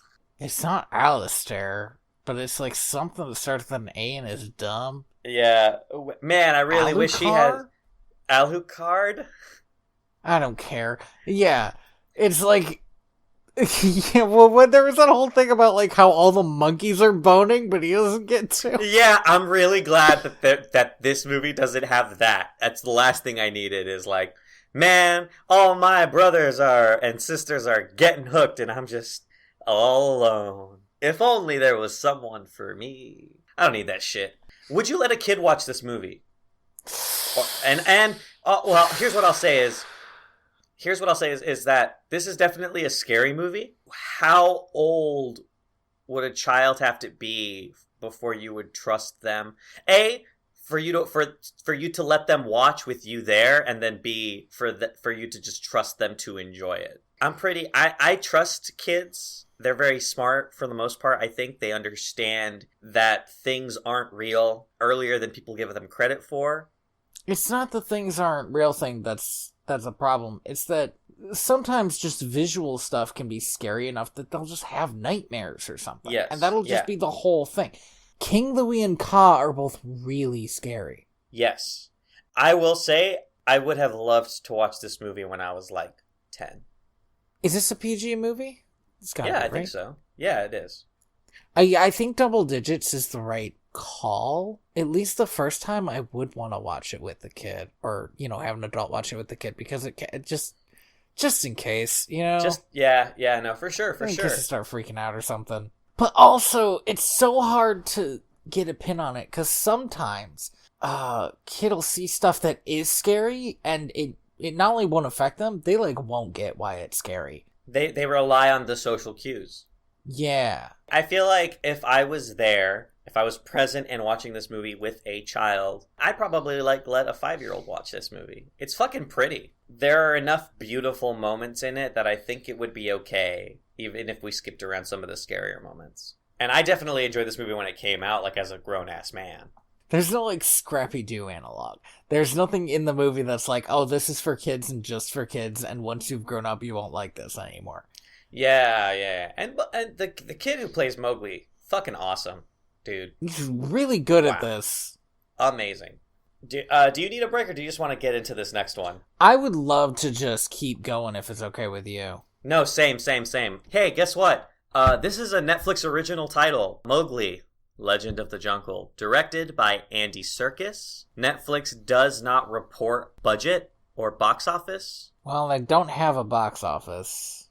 Well, this movie did have a limited theatrical release, so they could have. I'm sure they didn't for a reason. Man, this movie has Christian Bale, Cate Blanchett, Benedict Cumberbatch, Andy Serkis, who directed it, is also in it. He's Gollum. The last actor in this movie who is pretty well known is Naomi Harris, who's been in a lot of dramatic roles, and I think was the quote-unquote Bond girl in the last Bond movie, Skyfall. A lot of big names in this dumb movie that did not need to get made. I will say this, is that there's nobody in this movie who I would consider to be a veteran actor. Bill Murray, Ben Kingsley, those guys have been around for decades. This is Andy Serkis' first movie that he ever directed. Boy, that's a black mark on your record. It shows that there's a lot of decisions made in this movie that are fucking baffling. Oh, I can't blame him for the human faces on the animals, right? Well, so that's the thing, is I don't know how this movie's animation was done, but if Andy Serkis was directing it, I would think it was because it was done with mocap. Very little is known about this movie. All right. We can speculate, but we just don't. No. This movie got middling reviews. I'm not going to give it a middling review. Me neither. I'm going to take a dump all over this movie like they took a dump all over that one dog creature. Oh! I'm not... No, I can't. I need to ramp up to that. Just at least we foreshadowed it, though. At least we didn't just fucking slap the fucking child. Seriously, do not let your child touch this movie with a 10-foot pole. This movie has a PG-13 rating. It is not for kids. This is a garbage movie as well. You shouldn't touch it with it. Nobody touched this movie. So nobody watched this. I'm sad. And I chose it. As we open, we hear narration from Ka, who is a god, telling us that they were there at the beginning of the forest. They had seen the past and the future. They were there when man showed up.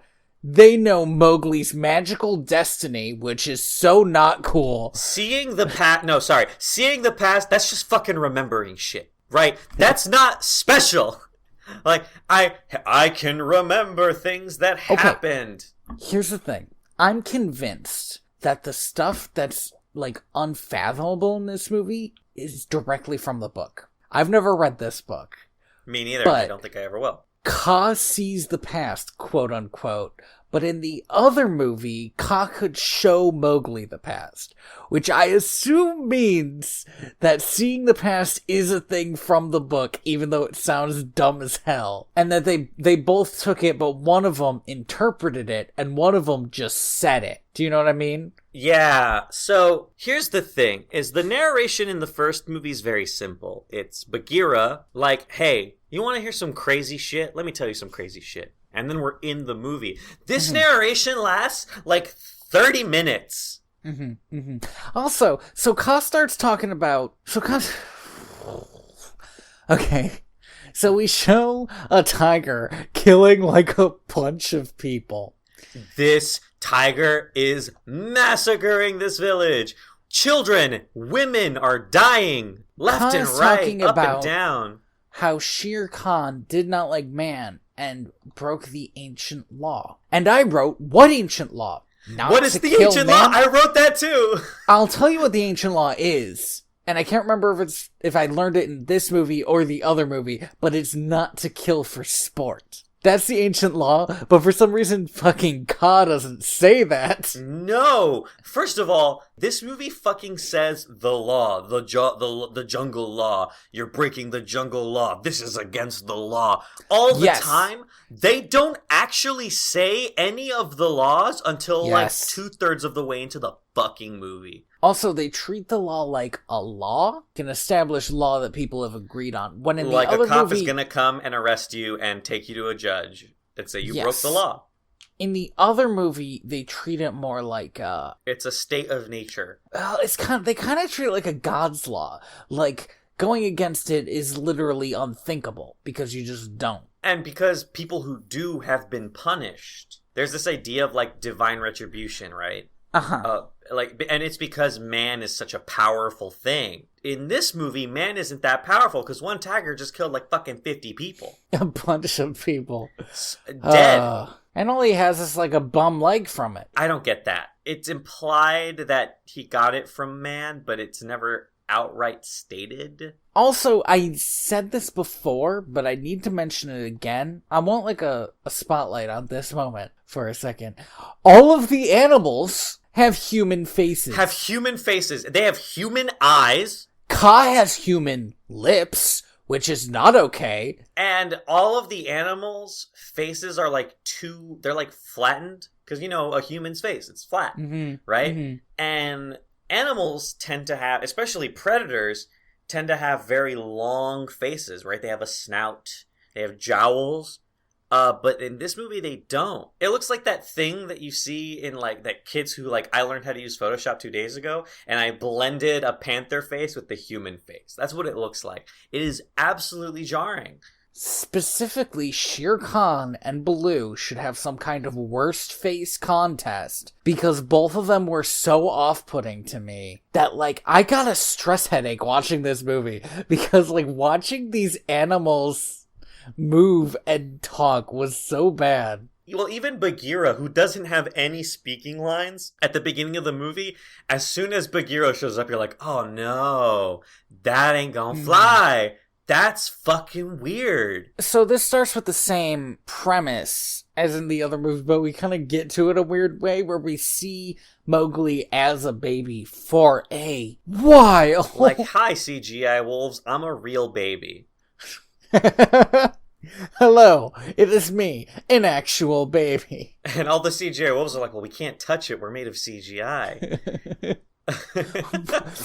We'll die and go to computer hell. Hey, here's the thing. I love that wacky tobacco, and I don't know why. Why did I write this? I also don't know why you wrote this. The wolves have a get together where I forgot all their names. I should have. What the hell is the mom's name? In this movie, the mom's name is Nisha. Alright, fine. Nisha wants to claim Mowgli, but according to the law, he needs to have other people backing him up, which is unclear to me why a baby would need that, but fine. Fine. So Bagheera backs him and gets Baloo to, I think. It's kind of unclear. She says Baloo will do it, but Baloo is immediately like, I'm not gonna fucking do this shit. Also, I fucking hate this version of Baloo. This sucks. He sounds like a fucking drunk uncle, right? He does. He's like a fucking. I wrote down that he's got like a weird drunken master thing where he's like trying to teach Mowgli the how to be a wolf. First of all, why the fuck do you have a bear teaching wolves how to be wolves? I don't know. How does that make any sense? For some reason, Baloo's job is to teach all the wolf cubs. Okay, I need you to answer me a question. Christian Bale and Benedict Cumberbatch are both the primary male leads in this movie. Who voices Shere Khan and who voices Bagheera? I have literally no idea, but I'm Shere Khan's Cumberbatch, right? Yes. I locked in on that pretty quickly. I was like, oh yeah, that's Benedict Cumberbatch. I feel he's got a very unique timbre. He's got a little bit more of a distinctive voice. Christian Bale, I've only seen him act in a movie with a British accent twice, even though he is British. I think he has a more distinct American accent. He kind of just disappears into this movie, and Bagheera doesn't do much in this movie. Yeah. Yeah. So either Baloo backs Mowgli despite his protests, or because Shere Khan and his hyena sidekick, and I'm fairly sure hyenas don't live in jungles. I was also confused about this. And also don't live alone with tigers. Like, hyenas are also social animals. It doesn't matter, but it's the grossest looking hyena. Everything here is like the grossest looking version of an animal you'll ever see. Everything looks wet all the time. Did you notice this? I don't know why. Like Shere Khan shows up and he's like covered in fucking wetness and mud and grime, and like even Mowgli looks wet all the time. And I get it. Mowgli does always look wet. It's the jungle, it's humid, right? But why does it gotta look gross? I feel it. I feel it on my skin. I don't want it. When we see an elephant, the elephant has like moss growing on him, but also like tree roots. Like some shit is... Did this elephant die for a while? And just lay still for like 40 years? And then get up and start walking around? Quick aside. Turns out striped hyenas can be found fucking all the way from fucking the west of the Sahara Desert, throughout the Sahara Desert, down the Nile, all the way into the East African jungle, completely around the kind of peninsula, I forget what it's called, that connects Africa to Asia, all the way into the deep jungles of India, which is insane for one animal. Good for you, striped hyenas. Yeah, man, apparently their conservation status is... not threatened. Fine. Or they're near threatened, actually. That's a shame. But they seem to be doing good. Very adaptable. But why does Shere Khan need a fucking right-hand man, right? Like... Pop. This hyena is functionally Shere Khan's Iago, right? Like... Except he doesn't do anything. The one scene he has is when he explains to Mowgli what fire is, but it's like super weird that he's the one doing that anyway. Yeah, it's a weirdly sympathetic moment between two characters that are clearly on opposite sides of this dispute. So Shere Khan shows up and tells the Alpha, whose name I don't have anymore. It's Akela. It's still Akela. Akela. That he's gonna kill Mowgli. And then Akela basically says, first he says, like, as long as I live, like, 3 fucking times. Like, you fucking... Right? He's got a goddamn death wish. I feel like he starts every sentence with, as long as I live. Up until the exact moment I die. Literally only if I die. Me and only me. I'm the only reason this boy's alive. Me. And when I die, he might die too. Like, dude, calm down, man. Hey, can I have some of your soup? Only on the day that I die can you have some of this soup. But also, he says, okay, the child is spoken for, like, pretty much immediately, and it's unclear to me if that means he's speaking for the child now that Shere Khan has pissed him off so much. Right. Or... Shere Khan just showed up and wanted to kill the boy, right? Yeah, and he's like, no. Akila's like, fuck you. If anyone's gonna kill this boy, it's gonna be me. Me! When I die! When I die. I'll kill this boy. Also, the reason I wrote I love that wacky Tabaki is because that's the hyena's name is Tabaki. It's not. It's so dumb. Nah, it's Tabaqui, so I'm sure there's like a reason, but who cares? There might be a reason, but that sure looks like Tabaki. Then I guess we're gonna jump forward in time? Yeah, I believe we do get a many years later or whatever. Mowgli is out hunting with Bagheera. I want to talk about how Mowgli runs in this fucking movie. Because for 90% of this movie, Mowgli runs on all 4 legs. Mm-hmm. And it looks awful, and it looks so painful. Yeah, it looks like it sucks. And good on this kid, I guess. Constantly having to do it. Yeah, fuck that, man. Oh, also, Mowgli doesn't know he's a human. for like 90% of this movie. Now that's not fair, Andy. It's 50% of the movie. It just feels like 90% of the movie because for 50% of the movie, nothing happens. Why? Why make this decision? Why would he not know? Does he not look into a piece of water and go, I look like a real fuck? You know what I look like? I look like those fucking guys over there. I don't look anything like these pieces of shit. Oh, man. And what a... Why? Why make this decision? So there's this hunting, but it's like a hunting ritual. It's so unnecessarily weird. Bagheera kills a deer and tells Mowgli to stare it into the eyes so its soul won't leave alone. This is so weird. You know what I just remembered? Because I'm looking at my notes. I'm looking through my notes. Mm-hmm. We title drop into the future. So we're like 20 minutes into this movie before we get a title drop, which is insane. Anyway, they watch a deer die. For a really long time. Yeah. Stupid. I guess Mowgli goes back home then, and he meets his friend Boots. Boots is a kind of an emaciated albino pup. There is a weird cut from, hey Mowgli, you want to play? To literally the end of playtime, with no playing in between. That's an editing thing, obviously, but a lot of the scenes of this movie are shot in really odd ways. Like, to be fair, it could be that it's edited in an odd way, too, because that stuck out to me as, like, the weirdest fucking edits. Something I noticed as this movie went on is Mowgli is constantly always in the center of the frame, and all of the animals are level with him. So everything feels like it's on a stage. There's very little depth to any scenes, right? Okay, yeah. It's weird. And I imagine that was to assist with the CGI going on. This movie was, I think, shot on location, right? So the jungle is real, which this also explains why... I don't know if the jungle being real would make it easier or harder. Obviously, animating jungle is hard, but if you're animating the jungle, then animating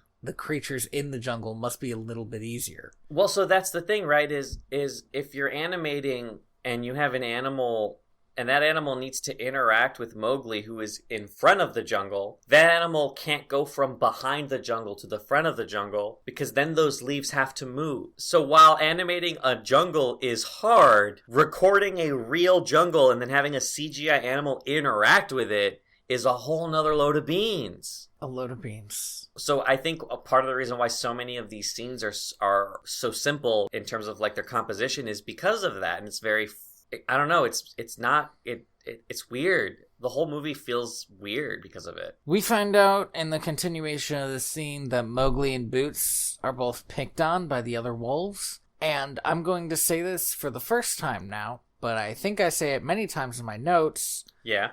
I don't care. Yeah, no, who gives a shit? I don't care. You know what I'm fucking sick of? I'm sick of the stories about the misunderstood outcasts. Who gets picked on by everyone else. Who are actually fucking heroes. I don't care. It's not even like a big part of his story or anything. It's just like a thing that happens. I do love that when the wolves pick on Mowgli, they just call him a freak. Like, they get out of here, freak. Ah, freak. And then when they pick on Boots, they're straight up fucking punching this kid with their noses, right? Like, they're like beating Boots to death, which is weird. Also, Boots goes home. Yeah, Boots has a different mom. Yeah, to like some other wolf pack, I guess. Yeah, I don't know, man. Oh, now we get introduced to my favorite plot thread in this movie, the running. So apparently, if you want to fucking join the hunt, a lot of thes thrown around in this movie. Mm-hmm. Before you can run with the wolves and join the hunt, you have to pass the running. Okay, here's the thing. I'm convinced this is a thing in the book because it's such a lore thing and it's so dumb that I could see it working in a book in a way it super doesn't work here. And also, there is something that must be the running that they do in the very beginning of the Jungle Book movie, but they do it for 5 seconds and it's not dumb. And it's gone. Instead of taking 40 minutes to get there. These fucking wolves and Mowgli have to go to fucking school for so long before they get chased by a panther. To wolf school, taught by a bear. Taught by a bear, again, by their drunk Scottish bear. Mowgli gets distracted by the monkeys, which they call monkey people, which for some reason I hate a lot. It feels very racist. Oh, and man, it does! I don't know why, Fuck but me. It does feel like a racism. It's just so weird because they don't call them the bear people or the wolf people. They call them the monkey people. At one point, Baloo punches a fucking wolf, and that wolf is dead. I'm sorry, but that wolf. He just punched a baby wolf. That wolf is fucking dead. He just snapped its neck. Because this isn't a sloth bear. This is a fucking big-ass bear. He looks so gross. He's got like a tear in his snout. Everything's so gross. Well, his snout's like lopsided from, I guess, an old wound. I thought it was from his drinking habits, but yeah, maybe. That's the thing. It seems like he's drunk. I kept expecting him to pull out like a fucking bottle of Jack, right? And just fucking down there like, we're gonna fucking learn how to run today. It's like, why are you talking like this? He seems like the, beaten down master who has to teach a new generation and he knows they're all gonna die, and so he's constantly getting drunk. Except it doesn't actually match up with what's happening. It's just, the type of character he, for some reason, is. Yeah, it's weird. Also, there's, weird sound effects whenever he's playing with the monkeys that are very out of place in this movie because it's the only time it happens. The monkeys are all lowering fruit and he tries to grab it. You get like a sound. Yeah. It's weird. It's like some Looney Tunes shit. Yeah, and the reason the monkey people are bad is because they're, quote, lawless. Again, whatever the fuck that means. Yeah, because the wolf laws are you have to run fast enough to be a wolf, and what do I care if that's the law? That doesn't sound like a useful law to follow. Okay, so the worst bit in this movie is the idea that Mowgli is... He's like Jesus. He's like Jesus. He's jungle Jesus. And it's you know how the problem is humans?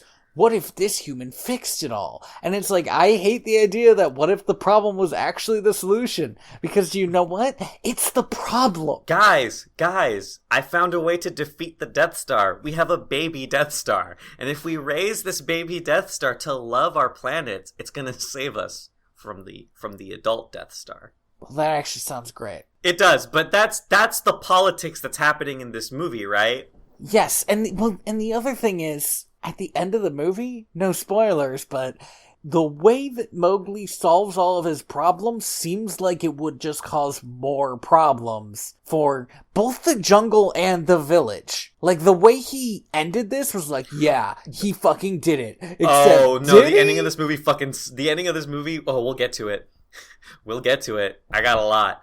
My notes increase in ferocity as this movie went on, because this movie goes from being boring to batshit insane very quickly at the end. But it actually stays on boring for a while. So Shere Khan shows up, right? Oh yeah. Mowgli's swimming in the water because he got hurt or something. I'm gonna be honest. I was playing a video game. Hey, guess what, movie. Tony? I was only watching this movie. And I don't remember. But he goes swimming. I couldn't watch this movie. I was this movie is so gross that I need to look away. Yeah, he is in the water and he looks up and sees Shere Khan. Which is a good... If it was in a better movie, or if this movie was done a little better, the idea of him looking up to him, that's pretty... Because he licked the water and a bunch of blood comes out. Here's my problem cool. with this scene is that if the water is clear enough that Mowgli can look up and see a tiger, that means the water is clear enough that the tiger can look down and see bait. This movie has a problem with underestimating the things that a tiger can do. Tigers can swim! This happens at least 2 more times, where it's did you know tigers can climb and are actually good at killing things? Tigers are amazing swimmers and amazing climbers. They're terrifying forces of nature.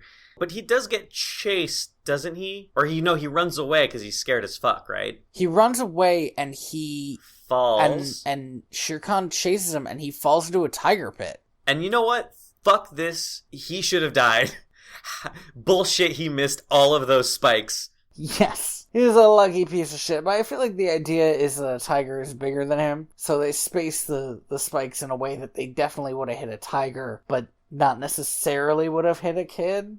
He fell to a pit full of spikes, though. And I was like, geez, how stabbed is he? And the answer was not. This kid isn't that young. This kid is at least almost a teenager, just from size alone. He's not small. It's frustrating. There are a lot of things that this movie does where it's like, because Mowgli's a child baby. And it's like, no, he's not. He's almost a fucking teen. Then I think we see the elephant. Why does Shere Khan leave? Do you remember? Because he just leaves. Because he can't get the kid because he's in a tiger pit. Okay. And then the elephant shows up for no reason. I guess I'm remembering the cooler Shere Khan, where it's like he wouldn't just leave him just because he's in a tiger pit. Yeah, fucking wait him out. But, either the kid starves and dies in the pit, or he tries to escape and you eat him. But no, he just fucking leaves. I've got to go solve mysteries with my hyena friend. Mysteries that make no sense and have no thorough solution. Or just do some coke. Or just do some cocaine. I can't imagine a British person just saying coke. We see this elephant that's like all gross and this is the stuff. bonkers elephant that like is none of the other elephants in this movie look this way. He's the only one. He's got a broken tusk. We'll learn more about that later. It's stupid. Are we at the race now? No. We need to get Bagheera needs to like tell Mowgli that he is a human, which again, why is this a plot point? And Mowgli denies it. Like, I'm not a human. I'm a wolf. You're definitely not a wolf, dude. It's so dumb. It's so dumb. But he tells him if you get caught at the race. At the running, you have to go to the man village. Which is important because it goes into the next scene. When we're at the running. No, I'm not there. I'm not done yet. I marked down that it was a half hour. A half hour of movie happened. No, seriously, it's fucking insane. I really need to stress, like, when Bagheera tells Mowgli that he is a human, the music swells up. Like, I'm supposed to cry at this. Like, I'm supposed to feel an emotional weight here. Of course, Mowgli is a human. I don't understand why this is a plot point. Like, it would make sense if Mowgli was a baby and thought he was a wolf, because you're a fucking baby. But he's almost a teenager. He's got like fake abs spray painted on for the whole movie. Did you notice this shit?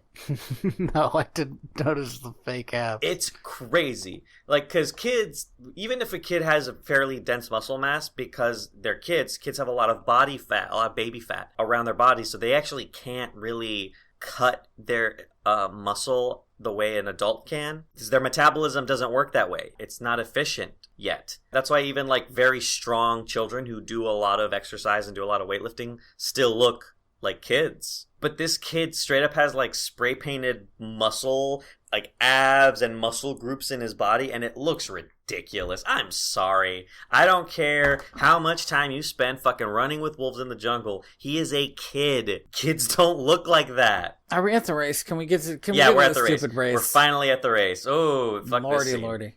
I always hate these arbitrary coming-of-age tests in movies. Yeah. It's always ridiculous. It's never cool. It never makes sense. Anyway, there's the running. Bagheera gets him because he needs to get him so that he can survive. Oh, he straight up ignores every other wolf in that running. Well, and then Mowgli is like really sad. And again, I don't care. It's like clearly they wanted me to feel something right now. The but music I don't, tells me I should feel something. This is dumb. And also, again, 30 minutes. God, it's like 40 minutes now. Like after that, it's so long. It's so long to be sitting here and just like having nothing happening. Then, like in the last movie when Mowgli was sad, monkeys show up. Oh, no, wait. First, Baloo and Bagheera start fighting. Mom and Dad start fighting. This fight is visceral and way too aggressive. The animation on the fight kind of doesn't match up with the words being said. It would be like if the mom and dad in Full House started... Well, there's no mom in Full House, is there? Wow, dude. Did you forget the conceit of Full House? I just said mom and dad and I was like, what's a sitcom that everyone knows? It would be like, it's like an argument between like fucking Chandler and Monica in Friends, except they're firing at each other with submachine guns from across the house and like trying to stab each other. It's like, Why? Why is this happening? Why can't they just talk? The monkeys grab Mowgli. These Mowglis. So these belong in a horror movie, but not like Ka in the other movie belonged in a horror movie because she was like so scary and intense. They're just like so hideous that they're horror movie monkeys. I don't remember what movie this was. There's a movie that had zombie monkeys. They would fit right in. They look. That's what they look like. They're like flesh looks like, again, everything looks wet in this movie, but it like looks kind of like rottish, and it's mottled in a weird color. It's crazy, man. So it turns out that they are working for Shere Khan, just like straight up. How would that work? How does that make sense? What does that look like? How does that go? Because it's never explained how Shere Khan got a bunch of monkeys to do his bidding. No! Instead of the monkeys just seeing a tiger and fucking leaving. Because that's what I would do if I was a monkey and I saw a tiger. The craziest thing hasn't even happened yet, right? Which is... Not yet. Because Shere Khan's like, fun, great, I'm going to kill this child now. Great, fantastic, so good. But Baloo and Bagheera show up because they were following the monkeys. Well, before Baloo and Bagheera show up, he drags his nails across... Oh, that's Mowgli right! In this, like, weird bloodletting scene that I didn't need at all. I'm cool. Hey, you know what I that don't want? Sucked so child bad. torture. Yeah, I don't... The biggest problem with these animals moving like people and looking kind of like people is when they do this shit, it doesn't feel like an animal doing it. It feels like a person doing it, and it fucking sucks. Well, here's the thing. An animal wouldn't do that. If it was like Shere Khan put his paw on Mowgli and accidentally cut him because he's a fucking tiger, that's fine. This is straight up torture. And the beginning of Mowgli's battle damage that he acquires throughout this movie. Yes. This is the point where I literally wrote down, this movie has lost the plot. Baloo and Bagheera show up, and the monkeys start attacking them, and they're like losing really bad. The monkeys are like full-sized tearing fucking bear and panther. And so fucking Yomangander shows up.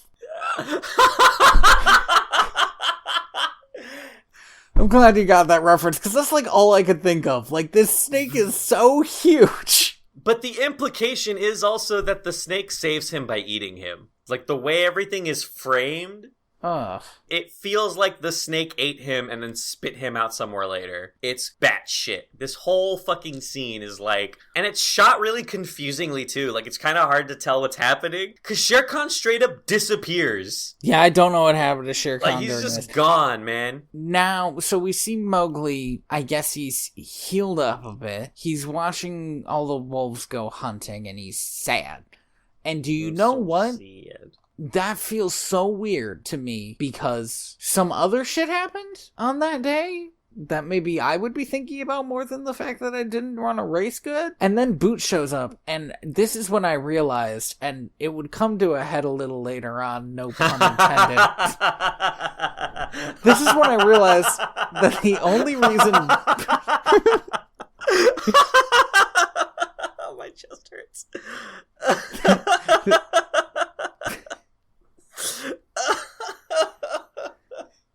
This is when I realized that the only reason Boots exists is so other characters have someone to dump on. Fucking shit on him, man. Yeah, all the time. It's depressing. I felt for this kid. Mowgli just screams. I didn't, because I don't care about how Mowgli's sad. Oh, I don't give a shit about Mowgli. I meant about Boots. I had a hard time caring about Boots either, because he also doesn't look like a wolf. So it's like, is he supposed to be a dog? Tiny jackal. Yeah. Or is he? Yeah. So he's like hairless. Mowgli screams at them that they're both freaks. That they're both freaks. That they're yeah. A lot of use of that word in this movie. I don't know. It's kind of that's unpleasant. It's an unpleasant word, but it's also not, I don't know, for the tone that this movie's hitting, it seems like a very tame word. It's kind of unpleasant to me because it is a tame word, though. Why is the idea that Mowgli's a freak part of this movie? Because it doesn't come to anything. Yeah, if they cut out those parts, it'd be the exact same movie, except a little bit better edited. Were you surprised that there were no F-bombs in this movie? Because I was. I expected an F-bomb to be dropped in this movie at some point, just because it's so dark and gritty. I wasn't sure what rating this movie had. So, like, when there was a certain amount of blood, I was like, this is PG-13, right? Yeah, when the movie, as the movie kept going on, I could feel it inching closer and closer to an R rating. And the movie ends before it can get there, but I feel like if this movie was 10 minutes longer, we would have gotten to an R rating. So, Mowgli goes to see Kaa because he wants to know why Kaa saved him. Oh, this is stupid as fuck. Yes, herein is the dumbest scene. The framing of this scene, this is probably the only scene that was filmed on a set, because this is the only scene where the camera angles are a little dynamic and moving around and kind of sweeping a little bit. Most of the shots in this movie are either tracking shots or still shots, but this scene has like a lot of like crane stuff. But this fucking snake lives coiled up and kind of tangled, like when you put your headphones in your pocket and you pull it out and it's a goddamn mess, in a dead tree, which to me seems like the best way to die if you're a snake. Only one way in and out, and I'm so fucking massive that I don't really fit. I don't think Kaa can die. I literally think Kaa is some kind of god in this version of the movie. Kaa sees the future and shows Mowgli the future on her scales. It is very dumb, and I hate it. And I hate every moment where they try to give Mowgli a magical destiny. And the CGI in this looks really bad. This is the worst it gets in this movie, is this kind of like the scale thing where it's like a TV screen. It's not cool. It's weird. This movie does a lot of hard work to make sure Mowgli never touches anything. And every time he does, it really does look like he's just kind of waving his hand. There it goes. Waving. And it's hard. I get it. CGI is hard. But part of the reason why it's hard is because if there's nothing to physically touch, then I know he's not touching anything. Because his muscles aren't tensed up. He's not pressing himself into it, right? You can't fake that. You need to have that actor touching something in real life. Even if it's just a fucking styrofoam ball, right? Or another person, right? But he has to be touching something. It's very clear that anytime he was supposed to touch an animal in this movie, that there was nothing there. It's not my biggest complaint with this movie. It's not, but it is frustrating. Andy Serkis is well known for being one of the most prolific mocap actors. He invented a lot, or co-invented a lot of the technology that we use to do mocap today. So I don't know how he thought he could get away with it, or if it was even his choice. After this dumb snake thing, something else happens, which is Akela misses his kill. Yep. This leads to a broad misunderstanding about how pack hierarchies work, but whatever. I love this scene because it's it's presented like it's a scene in 300. Like, oh, this slow-mo, man. Took me right back to 2008. So he misses his kill, which means, as Shere Khan says, that now he's no longer the leader of the pack and anybody else can challenge him. Which, again, definitely is not how it works. And if we're getting into the real nitty-gritty, wolves don't actually have packs like that. So, yeah, he's fighting off a bunch of people and Mowgli sees this. And Mowgli's like, nah, man, if he dies, I die. Yeah, absolutely. The movie tries to frame it like, oh, Mowgli loves this guy and he wants to save him, but that's not what's happening. Mowgli knows that if this guy dies, he dies. It's very logical. There's a fucking tiger right there waiting to kill him. Waiting to kill him. You gotta do something. He basically winks at him. So, yeah, Mowgli... I'm excited. Okay, so... Are you excited? Gross. So Mowgli... Oh, this dumb motherfucker. Okay. I'm just gonna say this right now, because I wrote it in my notes, and I never clearly got an answer to it. How is Mowgli running through the jungle with fire, and Shere Khan is making his move against the wolves, but there's still 45 goddamn minutes left?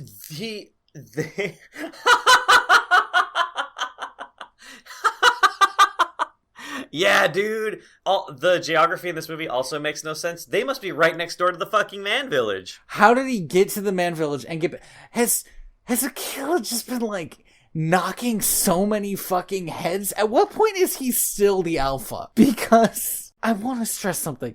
He missed one kill. Do you know how often that happens in nature? Sometimes they get away. But it's also like he barely misses. He fucking like yes. His tongue touches this fucking animal.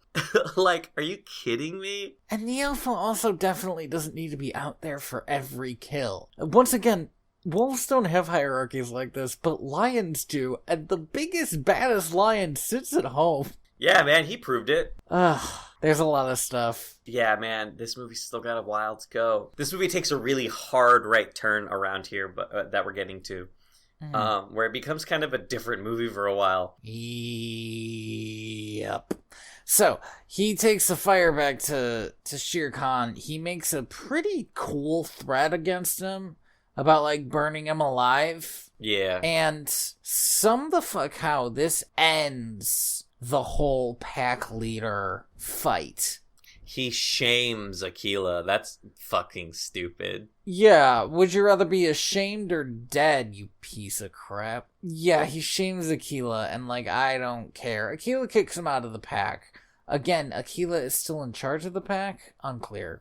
Unclear. He spends the rest of the movie all beat up because of this fight. And we'll get to the end of this movie. Mowgli, I don't even know if we see him walk back, but he's, like, in the village, waving his torch around. Again, baffling. How does he even get there? How does he even get there? Why is he in a whole sea of people? Why is their reaction to put him in a cage? Like, I get it. But before he even put him in a cage, this fucking dude butts him in the back of the head with a rifle. He's dead. He died. You can't just do that to a kid. Their skulls are very soft. Well, he's not a baby. His skull isn't very soft.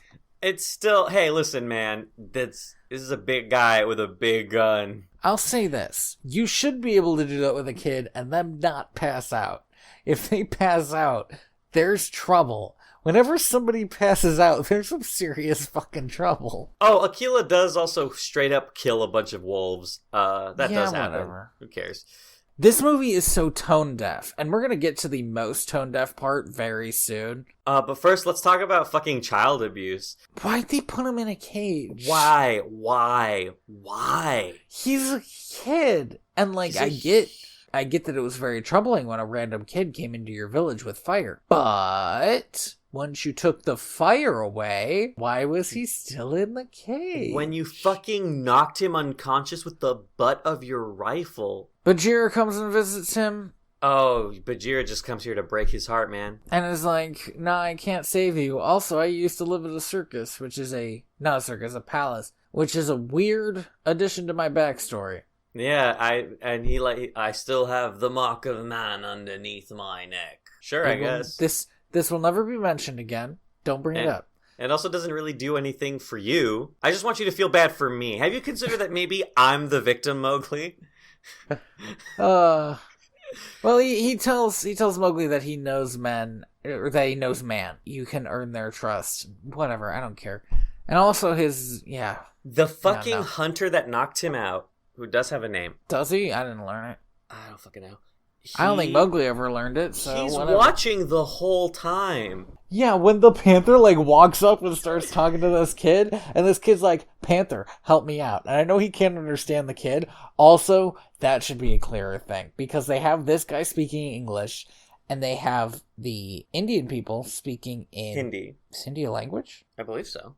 Okay, then that is what they're speaking. So that means that I, as an American viewer, can understand the English guy, and not the Indian guys. Mm-hmm. But Mowgli can't understand any of them. So it's weird that I can understand the English guy. I should either be able to understand all of them or none of them. There's a part earlier in this movie where you hear a lot of people from the village talking to this British man, and all of them are speaking English. And it's confusing because maybe the movie could have done a Pocahontas thing, maybe, right? Where there's a clear indication that there is a language barrier, but then we kind of ignore it because we can't do this. Because we can't do this trick forever, and you get it. But here's the thing that they do in this movie is the English guy is constantly speaking English, even when the other guys are speaking to him in Hindi. they'll say something and then he will respond in English and then they will respond as though they understood that. Even though that's the nuttiest way to have a conversation, because like translating in your head and then translating back is hard. It's weird. It's so weird. Anyway, this guy that was watching him opens up the cage. I think they're speaking Marathi. I'm sorry. That's my bad. But who knows? I don't. I think we've established that neither of us know. I know that English is the official language of India right now. Really? Oh yeah, well they were conquered by the English, so that's why I don't know what they would have actually spoken, because imperialism. So he opens up the gate. Oh, right, yeah. For Mogli to come out. Tony's running through all of this really quickly, but this happens over the course of like another 30 minutes. It's like a fucking slow movie. I'm trying to pick up the pace here. Yeah. So he starts... Mowgli clearly has a connection with this hunter, and there is also this woman who I guess becomes kind of a mother figure. Sort of, but not really. We just see her for a bit, and then there's like... During the climax of the movie, there's like longer shots on her, but... Yeah. But here's the thing, we as the audience never understand any of the shit she says. Yeah, and also, why we don't care, because she's never... And also Mowgli doesn't, so like, whatever. Yeah, Mowgli doesn't give a shit about her, he doesn't even know her name. The hunter gives him a knife for hunting. This knife's stupid small. He should have given him a bigger knife. Who uses a knife for hunting? There are tigers out there. I mean, I know that you can use a knife for hunting if you are being very sporting, or if you are carrying it with you after you shot something to like slit its throat so it stops suffering or something. But to give somebody a knife and say this is for hunting is crazy. And later he will stab to death a tiger with it.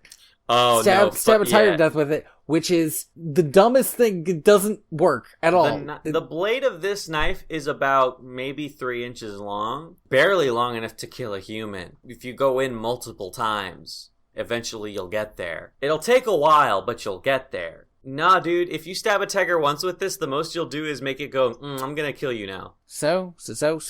There's a big party, and the hunter and a bird's watching this party. You catch this shit? Where a bird is watching this party, and it's floating in the air. We keep seeing this bird, or like this type of bird, or a few birds in I this thought movie. This bird at first was spying on Mowgli for Shere Khan, but it never... No, and nothing ever comes of it. But this bird is straight up hovering over this party, and not flapping its wings, and not moving. This party. This movie's garbage. The English guy gets super drunk, and is so drunk. bragging about his hunts. Before we get to this, there is a kind of semi-beautiful moment where Mowgli is like wearing this kind of like paint, and everyone's celebrating. And this is the closest this movie gets to doing anything with subtlety, because it's clear that he grows to enjoy it, that he's having fun. He's bonding with these kids. It felt like something out of a different movie. I don't know. It's weird. This one scene where Mowgli is celebrating at this party comes out of nowhere. So... Oh, we're getting there. This is where we learned that, or this is where I learned at least, that this hunter is actually like super bad at hunting. Yep. Because he got a piece of an elephant tusk, which is never the goal. Nope. As far as I can tell, the goal is to kill the elephant and take as much as you can.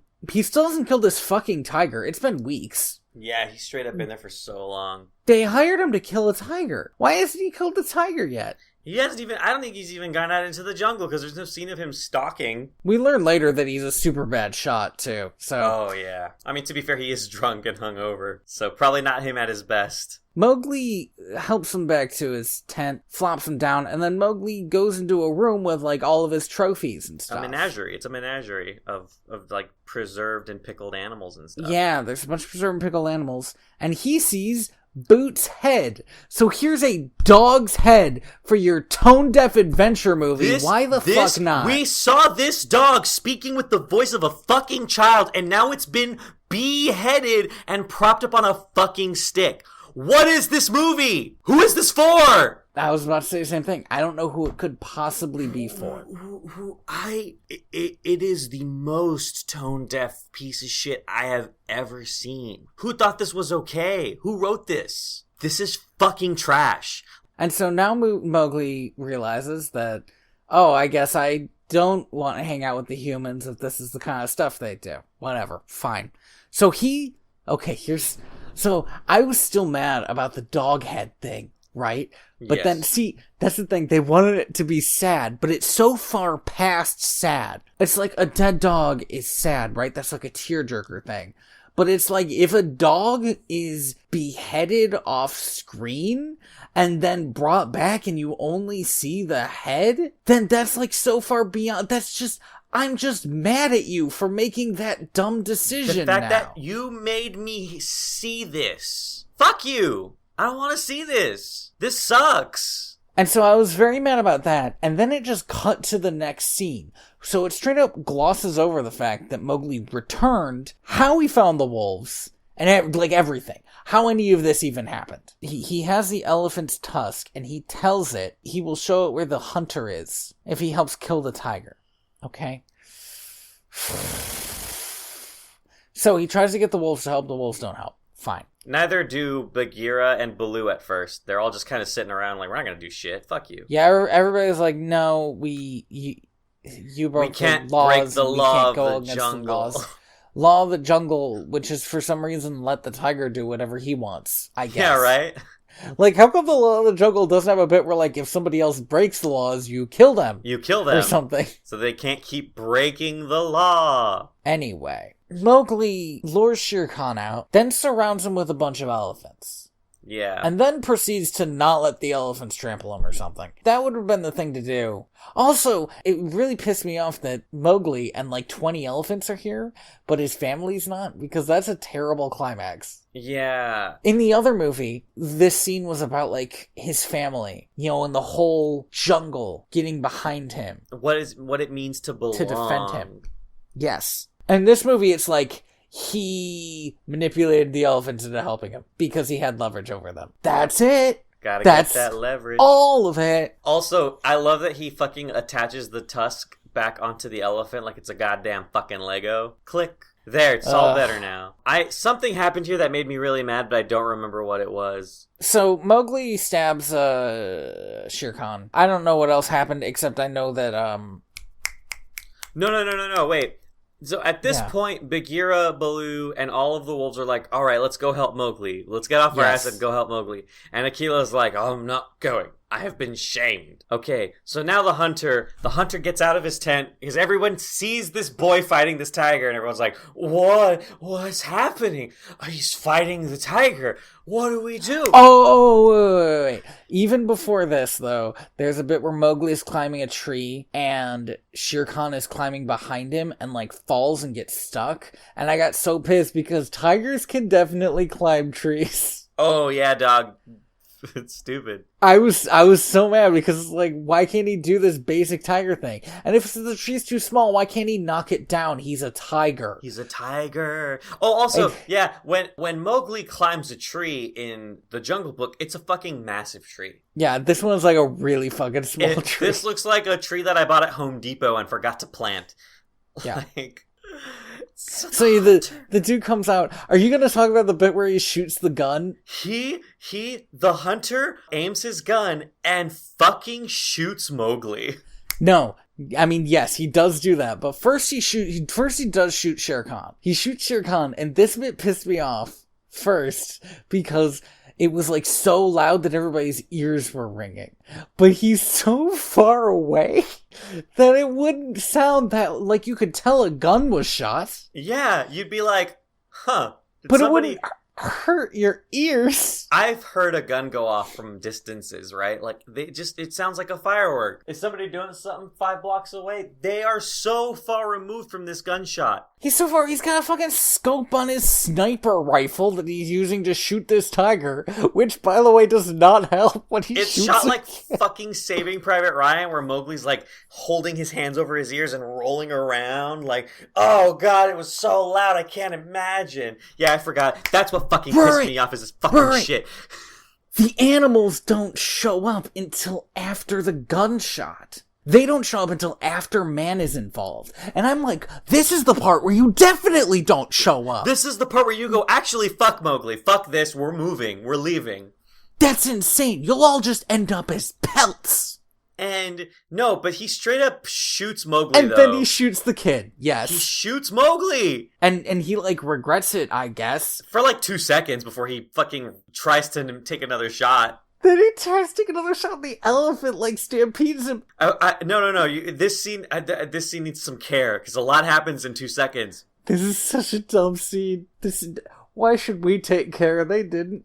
So, before he shoots Mowgli, Mowgli looks at the elephant and goes, "That's your hunter." "There's your hunter." And I was like, "Oh, are you? You're gonna just kill this man? All right, cool." So Mowgli's a manipulative murderer now. Mm-hmm. He's a lot like Dick Cheney. But so is this guy. I mean, he tried to shoot Mowgli's face off. He has Shere Khan in his sights, and he pulls the trigger, and Akela takes the shot. Akela, who decided not to show up, somehow manages to get ahead of everyone else in the pack and saves Shere Khan's life. And then the elephant kills the hunter. His death in this movie was not noble, and I know that it was supposed to be, but it was such a garbage death. Also, Mowgli has sent elephants. Okay, so here's the thing that I need to get down. He's gotten the animals to break the old laws that are apparently super important to the jungle. He's gotten elephants to trample the humans. So now, obviously, the fucking village is in trouble. He has literally made everything worse. Everything is worse because of his involvement. When this hunter dies, it's... For a movie that spends so much of its time torturing a child, when this fucking adult man dies, it happens off screen and all he does is yell, "Ah!" And then we see the elephant without its tusk, and it's like, yo, dog, why didn't you stab him with your good one? So, Shere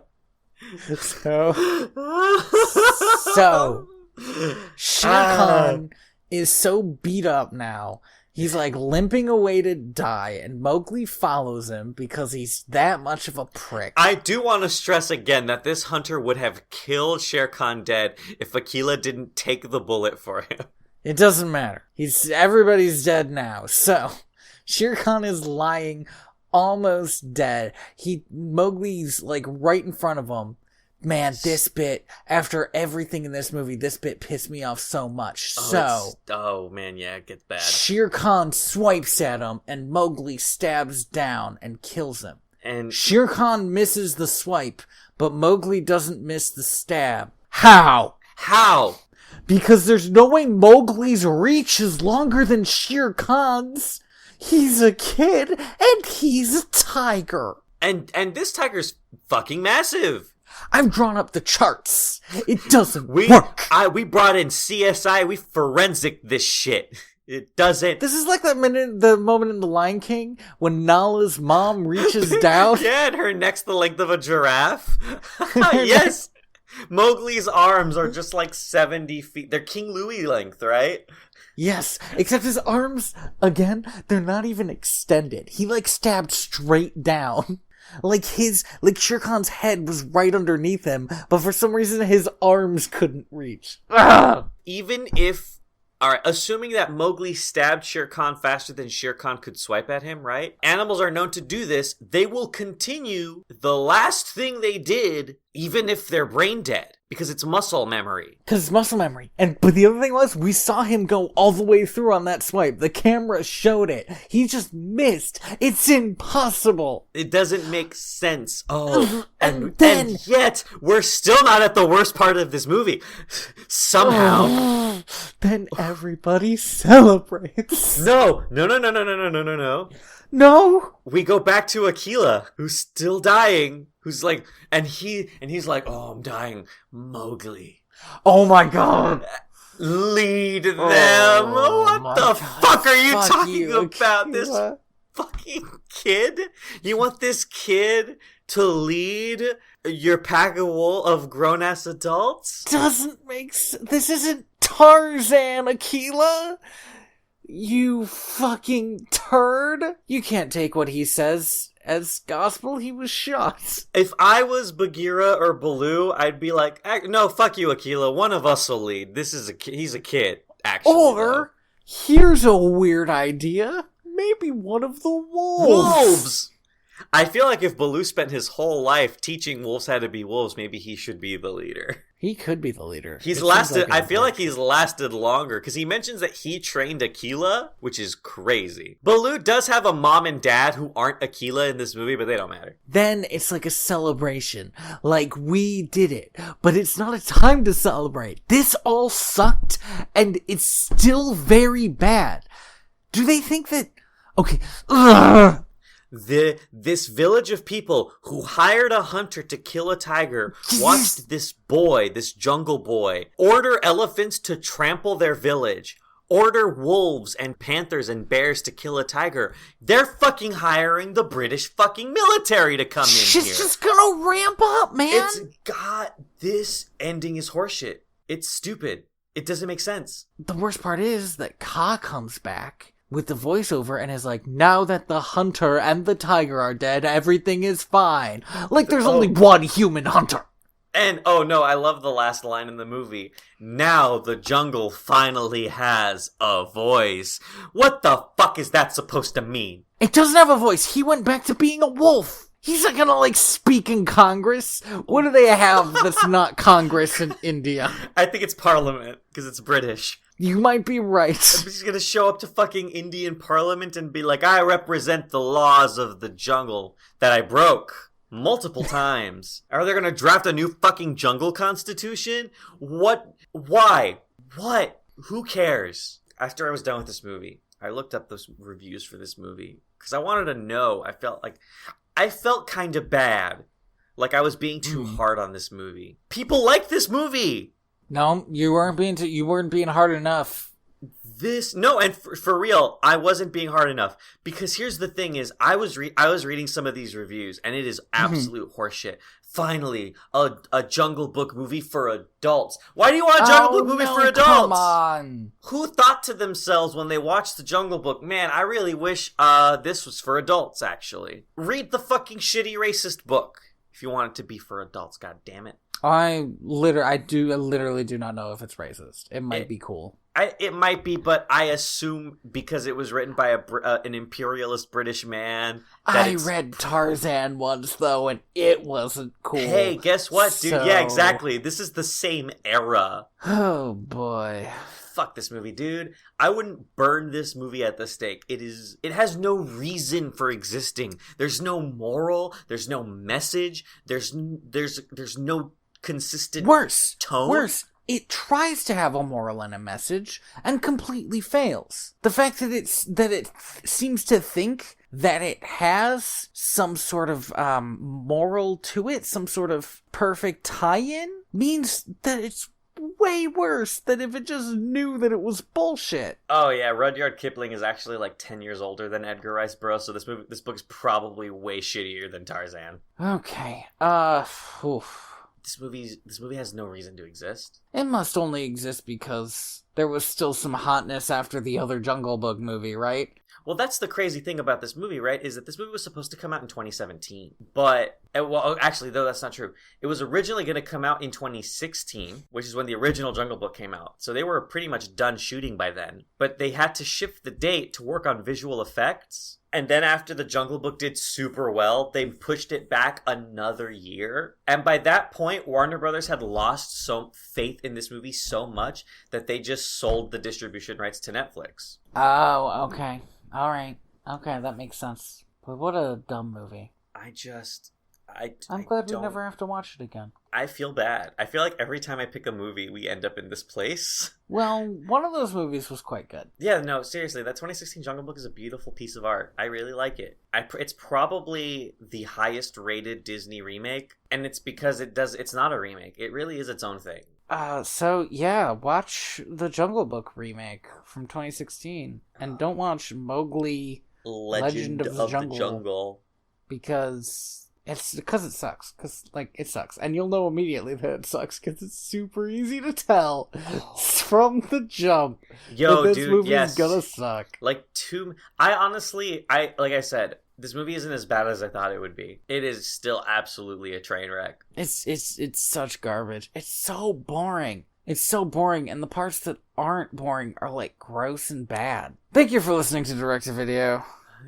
VHS? I have been your host, Tony Robusto. I have been your host, Andy Reyes. Had a really weird cadence there. You did. Yeah. I just realized that I've been awake for almost 42 hours. 2 days. Okay. I'm running on, Andy so I'm running needs on to fumes. get to sleep, or he will die. I don't think I'll die, but... Are you a sleep scientist, Andy? No, are you? That's right. I thought not. Don't question my credentials when yours are obviously so false.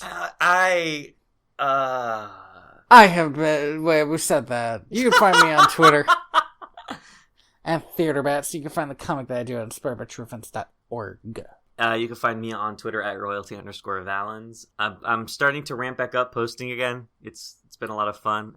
I've been very busy kind of in my personal life, so it's hard to keep attached to social media. Sounds like excuses to me. Well, it's mostly just because this past 2 months, I must have driven like almost 10,000 miles in the last month and a half. I'm very excited to not have to do that. Well, see, I don't have to do that, and I get to, like, chill sometimes. You can find the comic at direct2.video, and you can email us. The comic, you can find the podcast at direct2.video, and you can email us at mail@direct2.video. Please do. Please email us. While you're at it, go ahead and open up your podcatcher and give us a rating if it has one, and give us those 5 stars. And if it does have a rating, go to iTunes, sign up for iTunes, give us a rating, say, man, they're so great, you don't even know. You can lie to people, they don't care. Yeah. Tell them how great we are and about the great movies that we always watch. I'll throw you guys a bone. You can tell them how bad we are as long as you still rate us 5 stars. Nobody reads the reviews. Anyway, yeah, who cares? Thank you for Thank you to Lee Roseveare for Trappist E off. No, fuck. For Planet E off the album Trappist 1. It was me that didn't do it this time. I did the bad thing. That's why I didn't want to try. Is that all of our things? It's been a grip. Well, what are we doing next week? I don't know. Do we want to commit to saying what we're gonna do next week? I want to commit to it. Okay. I do want to commit to it because it's no big deal for me to do it. It's not that. Yeah. It is literally the shortest drive I will have to do in these last 5 weekends. Yeah, next week we're gonna... okay. Can I be honest, man? Yeah. Not looking forward to this. We don't have to do it. No, I think we should. I'm just not entirely... because I'm just not entirely certain I want to watch this movie literally at all. Okay, so here's my question to you. Do we want to watch the original, or do you just want to dive into this one and just have it be a review? I think just the one. All right. Because here's the thing. We've talked about The Lion King so many times on this podcast. Yeah. That I feel like they get it. And we love it. We love yes. it. For absolutely. For all of its weirdness, it's a fucking beautiful, fantastic movie. Probably among Disney's best they've ever done. Yeah, so next week we're gonna watch The Lion King. 2019. 2019. God, this has been a year of remakes, huh? I feel like it's been I feel like since The Jungle Book, man, we've had one at least every year. At least The Jungle Book and Maleficent were both like, here's a halfway original idea. Oh, Maleficent is fantastic. I love it. I am the ghost of John Smith. And I'm dead in real life. Perfect. Sounds like a great name for a band.